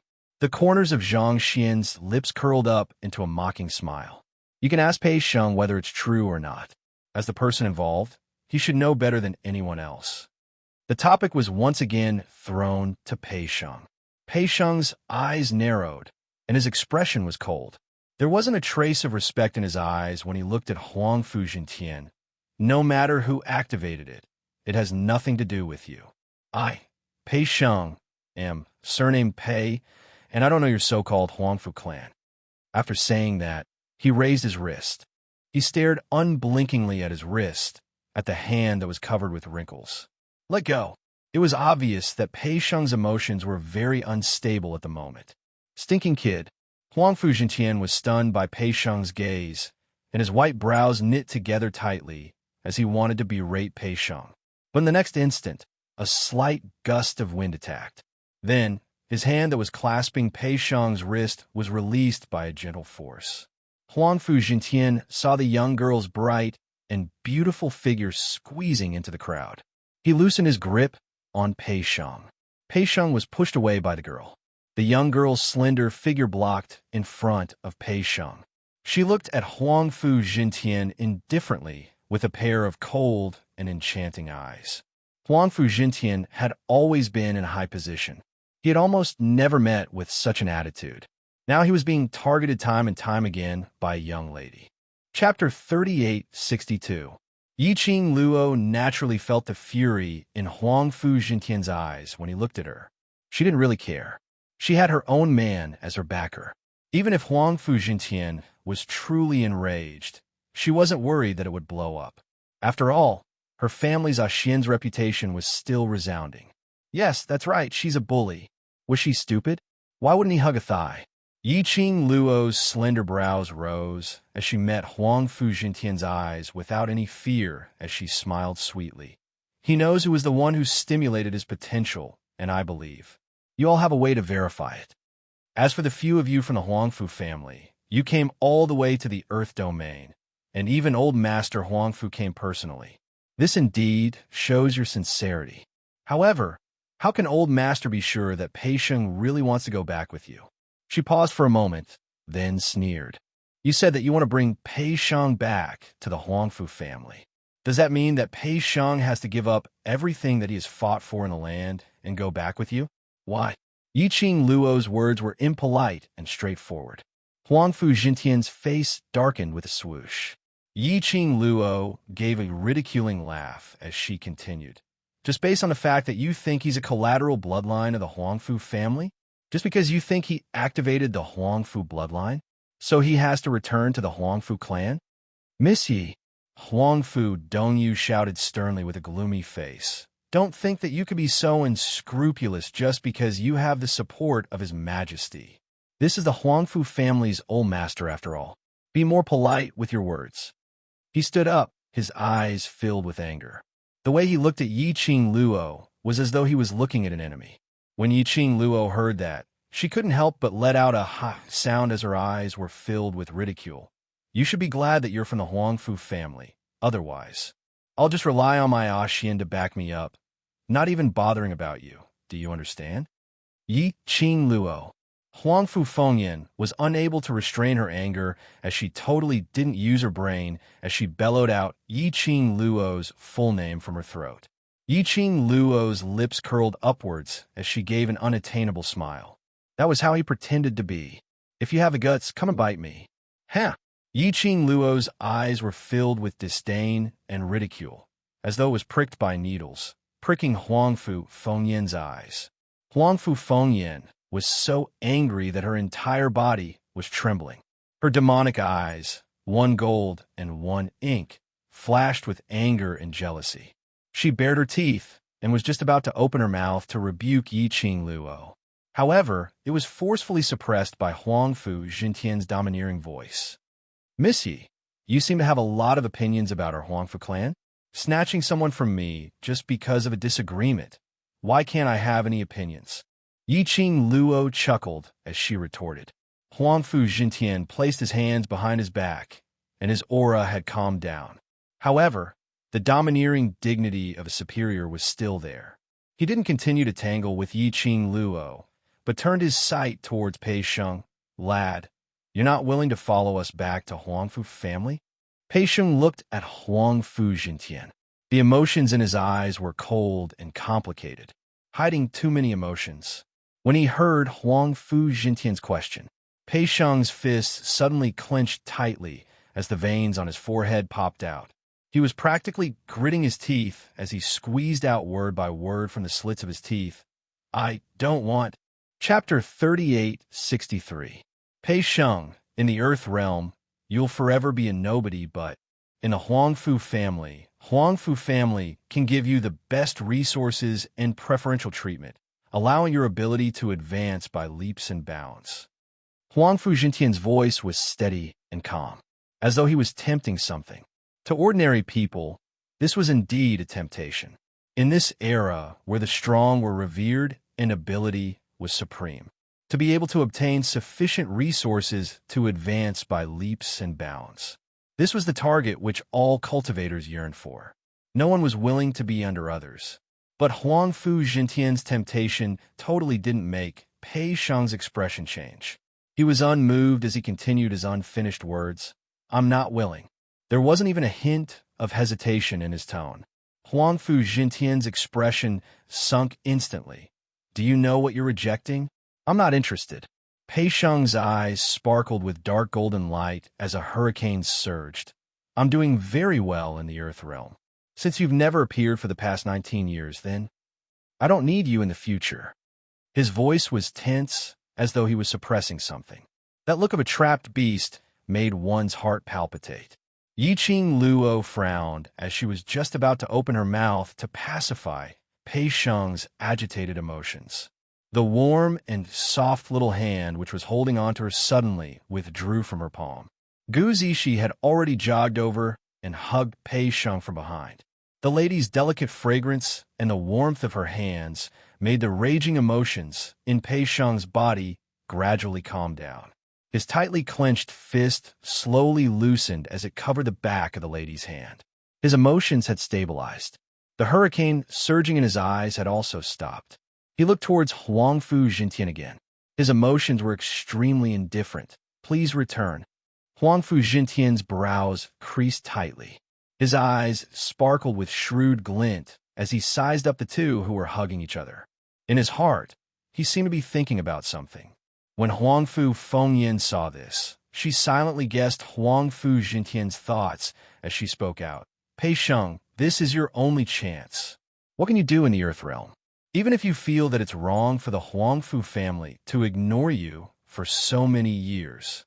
But now, Grandpa has come to pick you up personally. What are you dissatisfied with? Every single word of his was mocking Pei Sheng for being insensible. He secretly mocked Pei Sheng for taking advantage of him.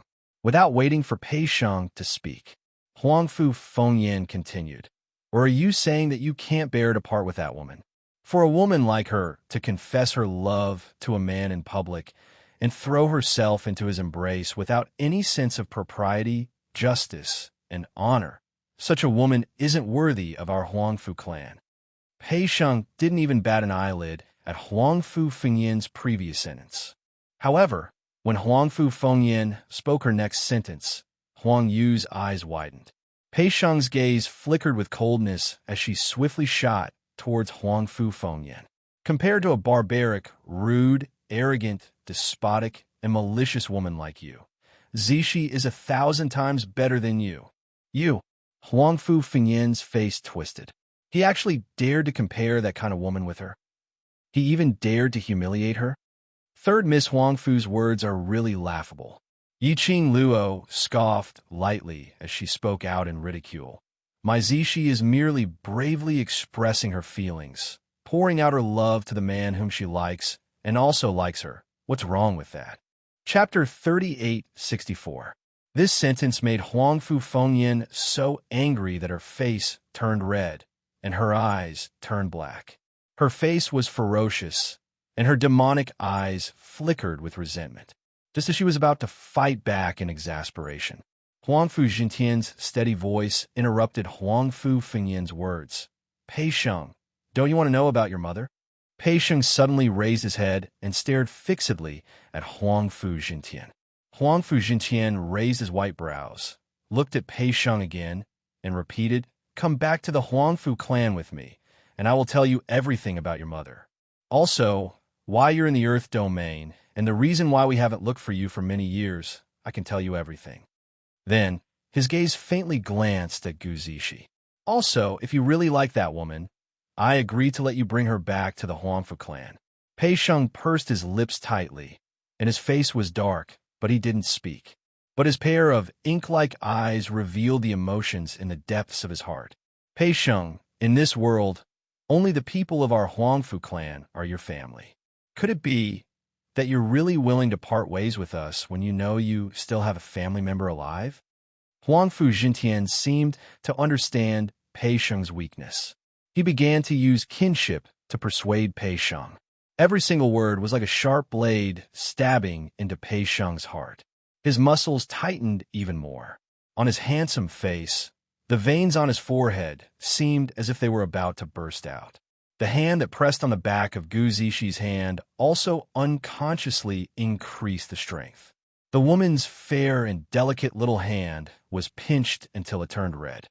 But Gu Zishi didn't struggle and let him pinch her hand. Her other hand gently wrapped around his waist, and her voice was gentle and full of firmness. "Pei Sheng, no matter where you go, I will follow you, so don't worry about me. Just follow what you think in your heart." It had to be said that these 9 years of getting along made them the people who understood each other the best. Gu Zishi knew the deepest thoughts in Pei Sheng's heart. Indeed, Huangfu Jintian used kinship correctly. He used Pei Sheng's mother to make Pei Sheng unable to resist. But because of this, Pei Sheng's disgust towards Huangfu Jintian grew even deeper. The hatred in his heart grew even more intense. Because old Master Huangfu. The girl's cold voice was filled with mockery. Gu Zishi immediately raised her head to look at Yi Qing Luo. A pair of beautiful eyes flickered slightly. There were many things that she could not say on behalf of Pei Sheng. Because Huangfu Jintian was Pei Sheng's senior, she wanted to be with Pei Sheng. There were many things that had to be considered. But Yi Qing Luo was different. Yi Qing Luo had the Overlord and had no other relations with the Huangfu family. Many words Yi Qing Luo could say. As expected at the next instance, he heard Yi Qing Luo continuing, "Huangfu family's people have always loved to use this kind of method to threaten this junior." Yi Qing Luo's expression was solemn and cold. There wasn't even a hint of a smile on his face. His eyes were filled with mockery and disdain. This was after the appearance of Huangfu Jintian. This was the first time Yi Qing Luo's emotions had fluctuated so much. Yi Qing Luo's interruption made Huangfu Jintian frown. A pair of astute eyes looked at Yi Qing Luo unhappily. Chapter 3865. Shut up. When Yi Qing Luo finished her words, Huangfu Fengyan subconsciously stopped her with a stern shout. She pounced towards Yi Qing Luo in a frenzy. Huangfu Dongyu and Huangfu Qifei glanced at each other, and a trace of panic simultaneously appeared on their faces. "Misty, grandfather only wants his grandson to return back to his original identity. Why do you have to be so overbearing?" Huangfu Qifei's gentle brows flashed a treacherous cold glint. Huangfu Dongyu's face sunk as his expression turned gloomy and dangerous. "Misty, although the Overlord is around and you can be unbridled, but before you speak or do anything, please consider the Overlord."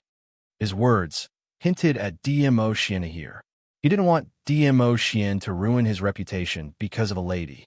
However, as soon as he finished speaking, a voice suddenly rang out. He heard Yi Qing Luo's ridiculing laughter rang. He looked towards the young lady. He saw the young lady leaping upwards as her figure agilely avoided Huangfu Fengyan's attack. Following that, like a butterfly, she pounced into the tall man's arms. Her dress fluttered as a brilliant red glow swept past. The young lady nestled in the man's arms as her brows rose, and her smile was like a flower. Her long and narrow eyes seemed to have a blossoming rose at the corner of her eyes. She was devastatingly beautiful to the extreme. She was laughing. Her laughter was filled with ridicule, and her gaze was filled with a thick sense of ridicule. Huangfu Dongyu's expression turned gloomier. His hands, which were hanging by his sides, were tightly clenched into fists. He suppressed his anger and was about to open his mouth, but he was interrupted by a miserable shriek. At the same time that sharp, miserable shriek was heard, something was flying towards him from the front. Huangfu Dongyu evaded and was about to avoid it.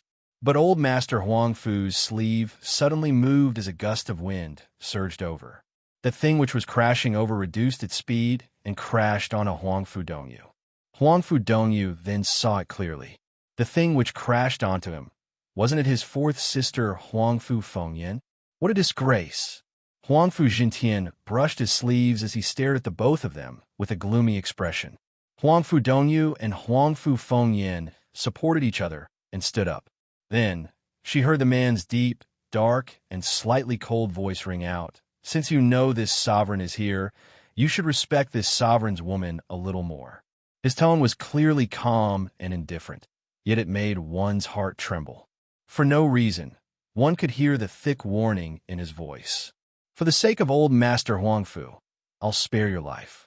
If you dare to touch Lil Luo again, I'll make sure you won't be able to return. Huangfu Fengyan's face was pale with fright, and her delicate body could not help but tremble.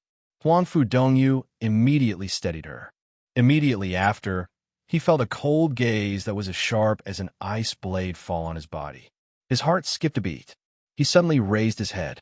His eyes met with a pair of peach blossom eyes that were as cold as the frost of December. As for what young Master Huangfu said, you don't have to worry about it. Lil Luo doesn't need to consider for this sovereign at all. Whatever she wants to do, this sovereign will accompany her to do it. This sovereign loves to see her doing whatever she wants to do, saying whatever she wants to say. He enunciated each word in a clear voice. Everyone in the main hall heard it exceptionally clearly. These words, actually, he could totally not need to say it.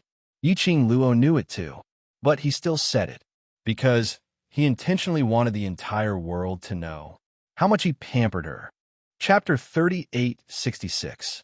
DMO Xian's words were like a tight slap on Huangfu Dongyu's face. Most importantly, Huangfu Dongyu could only endure the feeling of being slapped in the face and didn't dare to have any other emotions. After such a disturbance, a trace of relief flashed on Huangfu Qifei's refined face. He cleared his throat and said gently, "You're right, Dizun. Big Brother and Fengyan were indeed too reckless. However, Big Brother's right. Grandfather only wants his family to be by his side. I'm sure Miss Yi wouldn't want Pei Sheng to be separated from his family, right?" Huangfu Qifei asked in an amiable tone. But the contents of the words were all criticizing Yiqing Luo for being overbearing and not sensible. Yiqing Luo laughed when she heard that. His eyes were filled with mockery and a mocking, cold glint which was flowing quickly. She ignored Huangfu Qifei's words. She just laughed sarcastically. His gaze was deep and mocking as he looked at them. That gaze that seemed to see through everything caused Huangfu Qifei's heart to be unable to help but tighten. It was as if she had already seen through their plan. A trace of imperceptible coldness flashed past Huangfu Qifei's handsome and warm face. He weighed his words in his mind. Just as he was about to open his mouth and change the topic, Huangfu Jintian lifted his feet and walked towards Yiqing Luo's direction. The old man's movements. He had also successfully stopped Huangfu Qifei from speaking. The three people from the Huangfu clan looked at Huangfu Jintian almost at the same time. Even Huangfu Dongyu and Huangfu Fengyan didn't have the anger of being wronged on their faces. On the contrary, he seemed slightly flustered. Seeing that Huangfu Jintian didn't have any hesitation in his footsteps, Yiqing Tong's eyes lit up. Huangfu Qifei clenched his fists and immediately chased after him, thinking of an excuse to stop the old man. However, before he could speak, Huangfu Jintian turned his gaze over. Huangfu Qifei's entire body froze on the spot. He stopped chasing after the old man. He stood stiffly on the spot and lowered his head. Huangfu Fengyan and Huang Fu, Dongyu anxiously stomped their feet and rushed over. They bumped into Huang Fu Qifei and hinted something with their eyes. Huang Fu Qifei didn't even raise his head. Huang Fu Jintian stopped when he was just 3 steps away from Yiqing Luo, although he was old. However, his domineering and majesty did not diminish, but instead increased. He fixed his gaze on Yiqing Luo, looking at Yiqing Luo's smirk of ridicule. The muscles on his old face twitched, and a solemn look flashed across his eyes. "Miss Yi, it is indeed our Huangfu family's fault for coming to the Earth domain rashly and trying to take Pei Sheng away without explaining everything clearly." He paused for a moment before his voice gradually deepened. As for the 3 people from the Huangfu family, it was the Huangfu family's fault for not disciplining them properly and causing them to make a fool of themselves. If Miss Yi is displeased, I apologize to Miss Yi on their behalf. This wave of reversal made Yiqing Luo dumbfounded. He could no longer maintain the sneer on his face.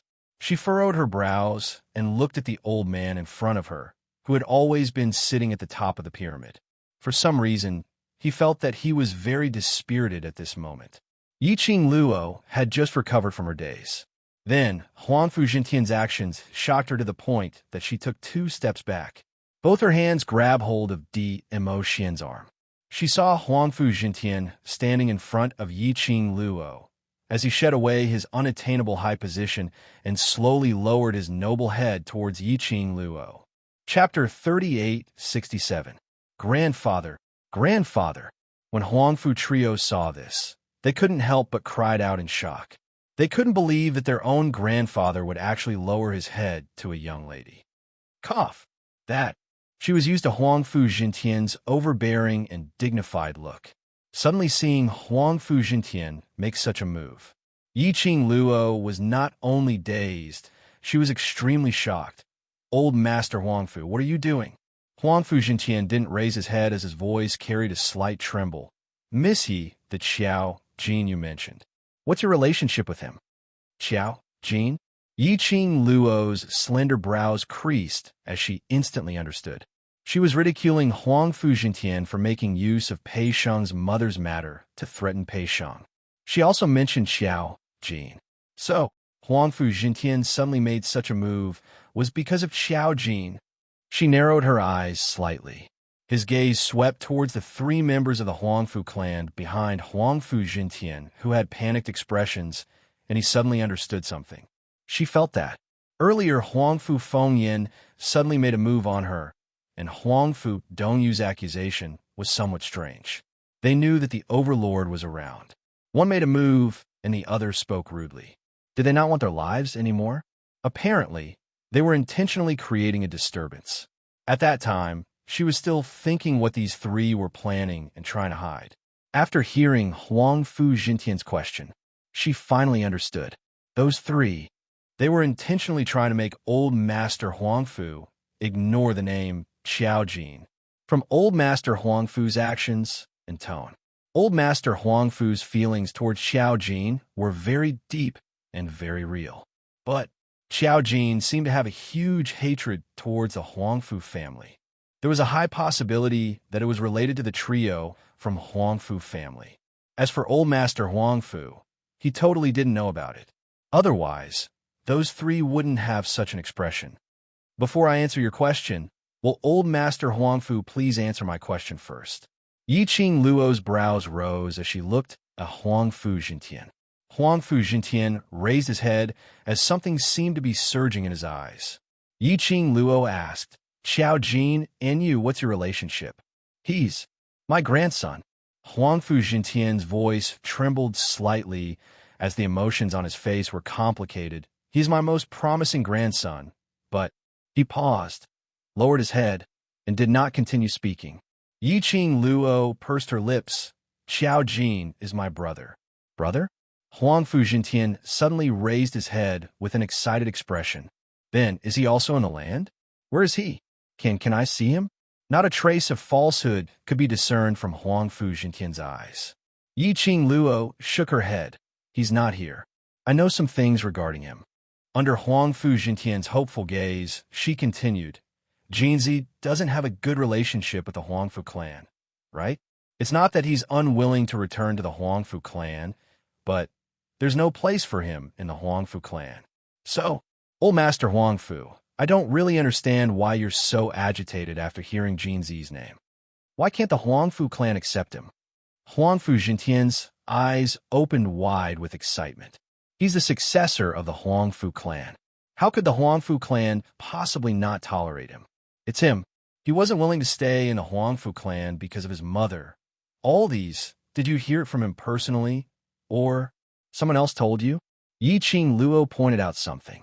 Huangfu Jintian's pupils contracted as his entire body tensed up, trembling slightly. Chapter 3868. Shut up. Huangfu Jintian glanced coldly at Huangfu Fengyan, and his voice was low and cold. Don't think that I don't know what exactly the three of you are planning. I'll settle the score with you later. At any rate, Huangfu Jintian was once the patriarch of the Huangfu clan. After his son inherited the position of the patriarch, he was able to maintain his prestige outside. It was sufficient to prove that Huangfu Jintian wasn't an idiot. Yiqing Luo could tell the three of them's little tricks. He naturally sensed it as well. Looks like Xiao Jin's matter was also related to the three of them. When he thought up here, Huangfu Jintian's eyes sank slightly. Old man Huangfu. Yiqing Luo didn't want to get involved in their family matters. Moreover, this was obviously not the time to discuss family matters. The surrounding profounders from the various powers were watching a good show. Her words drew Huangfu Jintian's attention to her. Jinzi's matter involves too many people, and it also involves the internal relationships of your Huangfu clan. It's not appropriate for me to make any comments, and it's not appropriate for me to discuss too much with you. She looked at Pei Sheng and continued. However, the Huangfu family still has to give Pei Sheng an explanation, and you should respect his wishes, not yours. Perhaps it was because of her relationship with Xiao Jin. Huangfu Jintian actually didn't refute a single word. He looked at Pei Sheng, and there was an apologetic look in his deep and bright eyes. You're right. I should respect his wishes. I shouldn't be like this. Back then, Xiao Jin, that child, was because the words were on the tip of his tongue, but he stopped himself. Then, it turned into a heavy sigh. Pei Sheng, I'll give you some time to consider. Do you want to leave with us, or stay in the Earth domain? I'll respect your choice. 3 days later, I'll come to the Qiao residence again to hear your answer. After Huangfu Jintian finished speaking, his body trembled as he turned around and walked towards the entrance of the main hall. He turned around. His silhouette looked extremely lonely and dispirited. The three Huangfu siblings looked at Huangfu Jintian's back view and looked at Yiqing Luo. He wanted to say something, but when he thought of what Huangfu Jintian had said just now, he felt a chill run down his spine. They opened their mouths and closed them again. In the end, he only called out Grandpa in a low voice and hurriedly followed up. When he reached the door of the main hall, Huangfu Jintian suddenly stopped moving. He just turned his body sideways. The direction of his eyes was looking towards Yiqing Luo's direction. Missy, I'm really sorry. If it's possible, I would like to see him. After that, Huangfu Jintian closed his eyes tightly. He closed his eyes. It made the wrinkles on his face even more obvious. He didn't wait for Yiqing Luo to reply. In the blink of an eye, the few figures standing at the entrance of the main hall had already disappeared into thin air.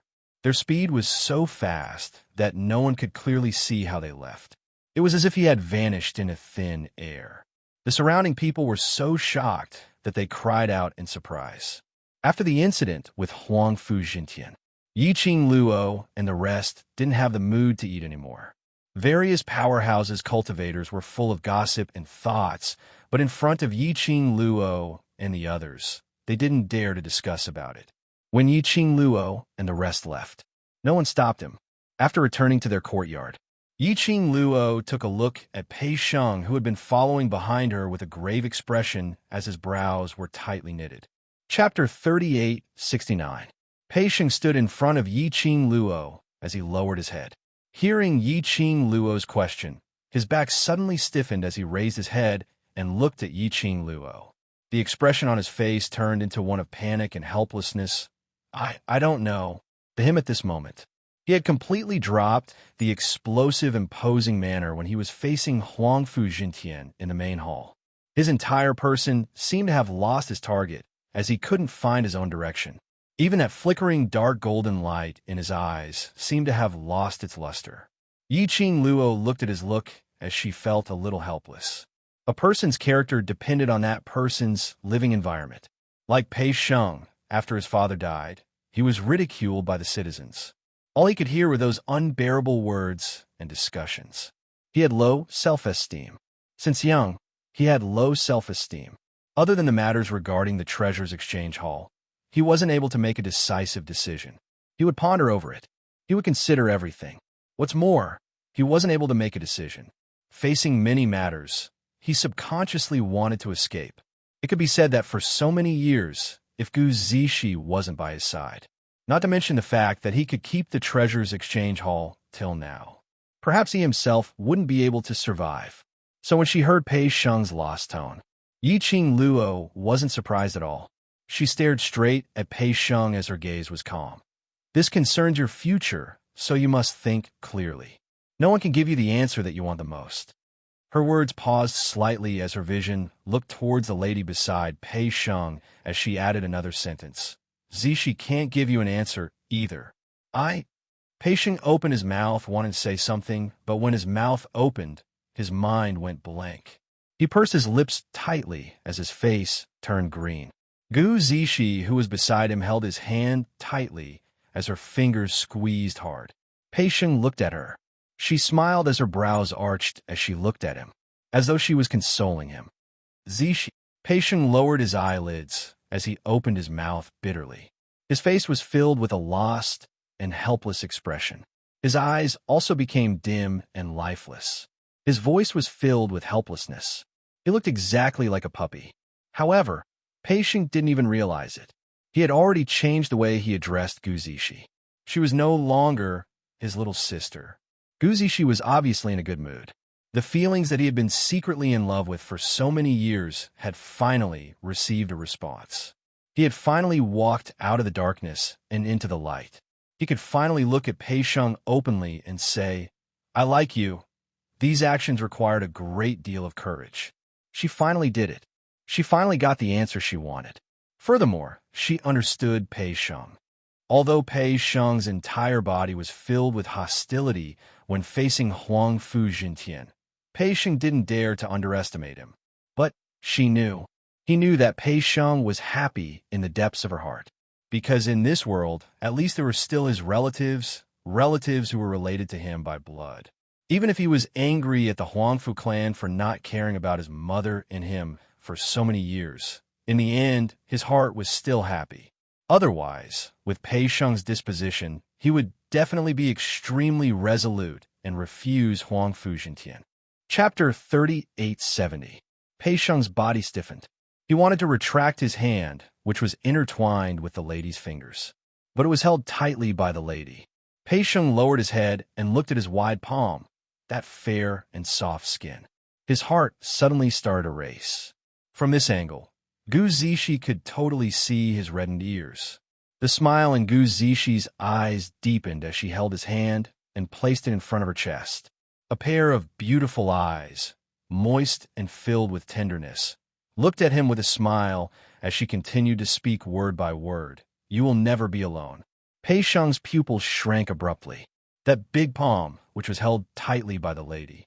Subconsciously, he held the lady's hand. He gripped it tightly. In his eyes, the dark golden glow once again regained its original brilliance. Zishi, Pei Sheng's heart, suddenly seemed to be filled with some kind of energy. It was no longer that empty and pale feeling, totally not knowing what he was thinking about. Luo.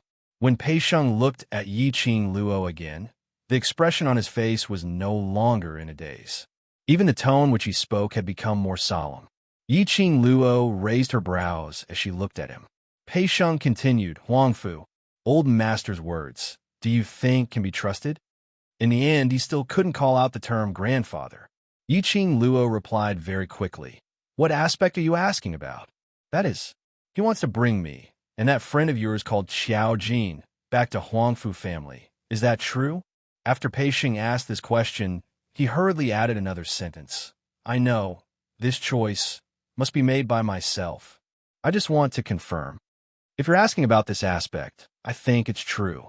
Yiqing Luo placed one hand on the stone table, as her slender fingers slightly curled up, caressing the table. Following the movement of her fingertips, the expression on her face became even more indifferent. Generally speaking, large aristocratic families will indeed not allow their own bloodline to wander outside. After all, this kind of matter involves many unknown factors. For example, other aristocratic families know that their bloodline has wandered outside. Making use of this point to create trouble will cause some unnecessary trouble. For example, if people from other aristocratic families knew about it, it would greatly affect the reputation of the family. For example, if a member of the bloodline who has wandered outside marries someone else and gives birth to a child, then the bloodline they leave behind will spread further and further. If something were to happen, it could easily affect the entire clan. Yiqing Luo consecutively gave a few examples. Seeing that Pei Shang's expression had turned extremely ugly, she softened her tone. Of course, we can't rule out the possibility that old Master Huangfu is worried about the bloodline of the Huangfu family and doesn't want to see the bloodline of the Huangfu family suffering outside. After all, you're someone who has awakened the Huangfu clan's bloodline. Your eyes are very eye-catching. If the enemies of the Huangfu clan know of your existence, it's very likely that they'll come looking for you. Therefore, the summary above indicates that Grandpa Huangfu's desire to take you back to the Huangfu family is absolutely real. Yiqing Luo's words didn't make Pei Shang's expression turn better. Instead, it made Pei Shang's expression turn even uglier. Yiqing Luo could tell, but she didn't intentionally bring it up. It was as if she did not see his expression. He waited for a while. Chapter 3871. For example, to give you resources to allow you to advance by leaps and bounds. Yiqing Luo raised her brows. Such words, even without Yiqing Luo's reminder. Pei Shang could guess it himself. This was just a gimmick from the Huangfu clan. Pei Shang didn't know much about the Huangfu clan. However, he also knew that the Huangfu family was one of the 4 great families in the Heaven Realm. This kind of aristocratic family was full of capable people. His descendants were all at the top of the clan. He was from a branch family and had never received any training since he was young. It was only now that he had awakened the Huangfu bloodline. Apart from the fact that half of his blood belonged to the Huangfu family, he had no feelings for them whatsoever. How could the Huangfu family really waste their so-called resources on an outsider like him? That's right, outsiders. To the Huangfu family. He, Pei Shang, was an outsider. Pei Shang's eyes flickered, and he asked again, then, is there something between that friend of yours and the Huangfu family? Why is he unwilling to return to the Huangfu clan? She looked at Huangfu Jintian's expression and attitude when he mentioned Xiao Jin. Pei Shang could see it too. Huangfu Jintian was very concerned about that person called Xiao Jin. He noticed that the man's name had been mentioned. In Huangfu Jintian's eyes, he didn't exist at all. They are more complicated than you. Yiqing Luo's slender fingers tapped lightly on the table as she said, he's not returning to Huangfu family, not because he's unwilling, but someone doesn't want him to go back. Or rather, on the surface, she wanted him to return. But once he really went back, those who resisted would think of all sorts of ways to decapitate him. Without hesitation, Pei Shang blurted out, you mean the 3 young masters and daughters of the Huangfu clan? Not just that. It was absolutely impossible for those 3 to suppress Xiao Jin in the Huangfu clan. After all, Xiao Jin was the only successor of the Huangfu clan. If there wasn't a mastermind behind all of this, it would be impossible. So, the things behind this were very complicated. Once things got complicated, it would be even more difficult to deal with. Xiao Jin's matter is totally different from yours, so there's no value for reference. Yiqing Luo raised her head as her eyes looked at Pei Shang calmly. Suddenly, her fingers that were tapping on the table paused. The voice suddenly stopped. This inexplicably caused a certain amount of pressure in Pei Shang's heart. His entire body tensed up as his eyes stared unblinkingly at Yi Qing Luo's hand, which was placed on the table. However, regardless of whether you want to follow Old Master Huangfu to the Huangfu clan, you must be careful of those three people. If you're harmed, Old Master Huangfu might not uphold justice for you. Yi Qing Luo's voice was suppressed to a very low and deep voice. This kind of voice caused Pei Sheng's emotions to tighten. His heart thumped uncontrollably. Yi Qing Luo's face was cold, and her calm emotions had not dissipated. She slowly stood up. Even though he was sitting down, his aura was already 8 meters tall. This time he stood up. His aura was fully unleashed. It caused Pei Sheng to freeze on the spot, not daring to move. Pei Sheng, I'll still say the same thing. This is your own life. No one can help you make the decision. Yi Qing Luo's voice was calm and steady. Every word was enunciated clearly.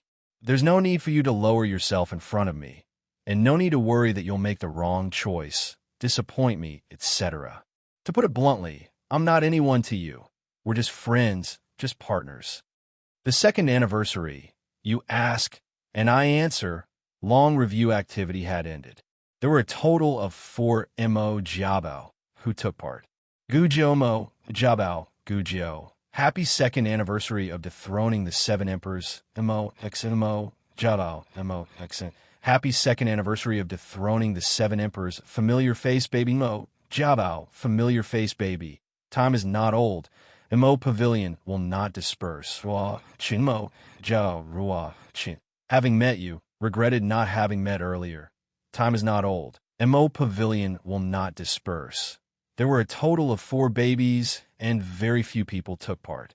Moreover, the long reviews written by the 4 babies made me very touched.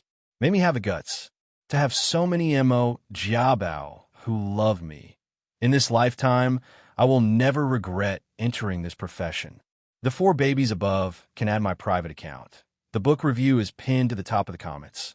Please take the initiative to add me. Please take the initiative to add me. Please take the initiative to add me. Please take the initiative to add me. Please take the initiative to add me.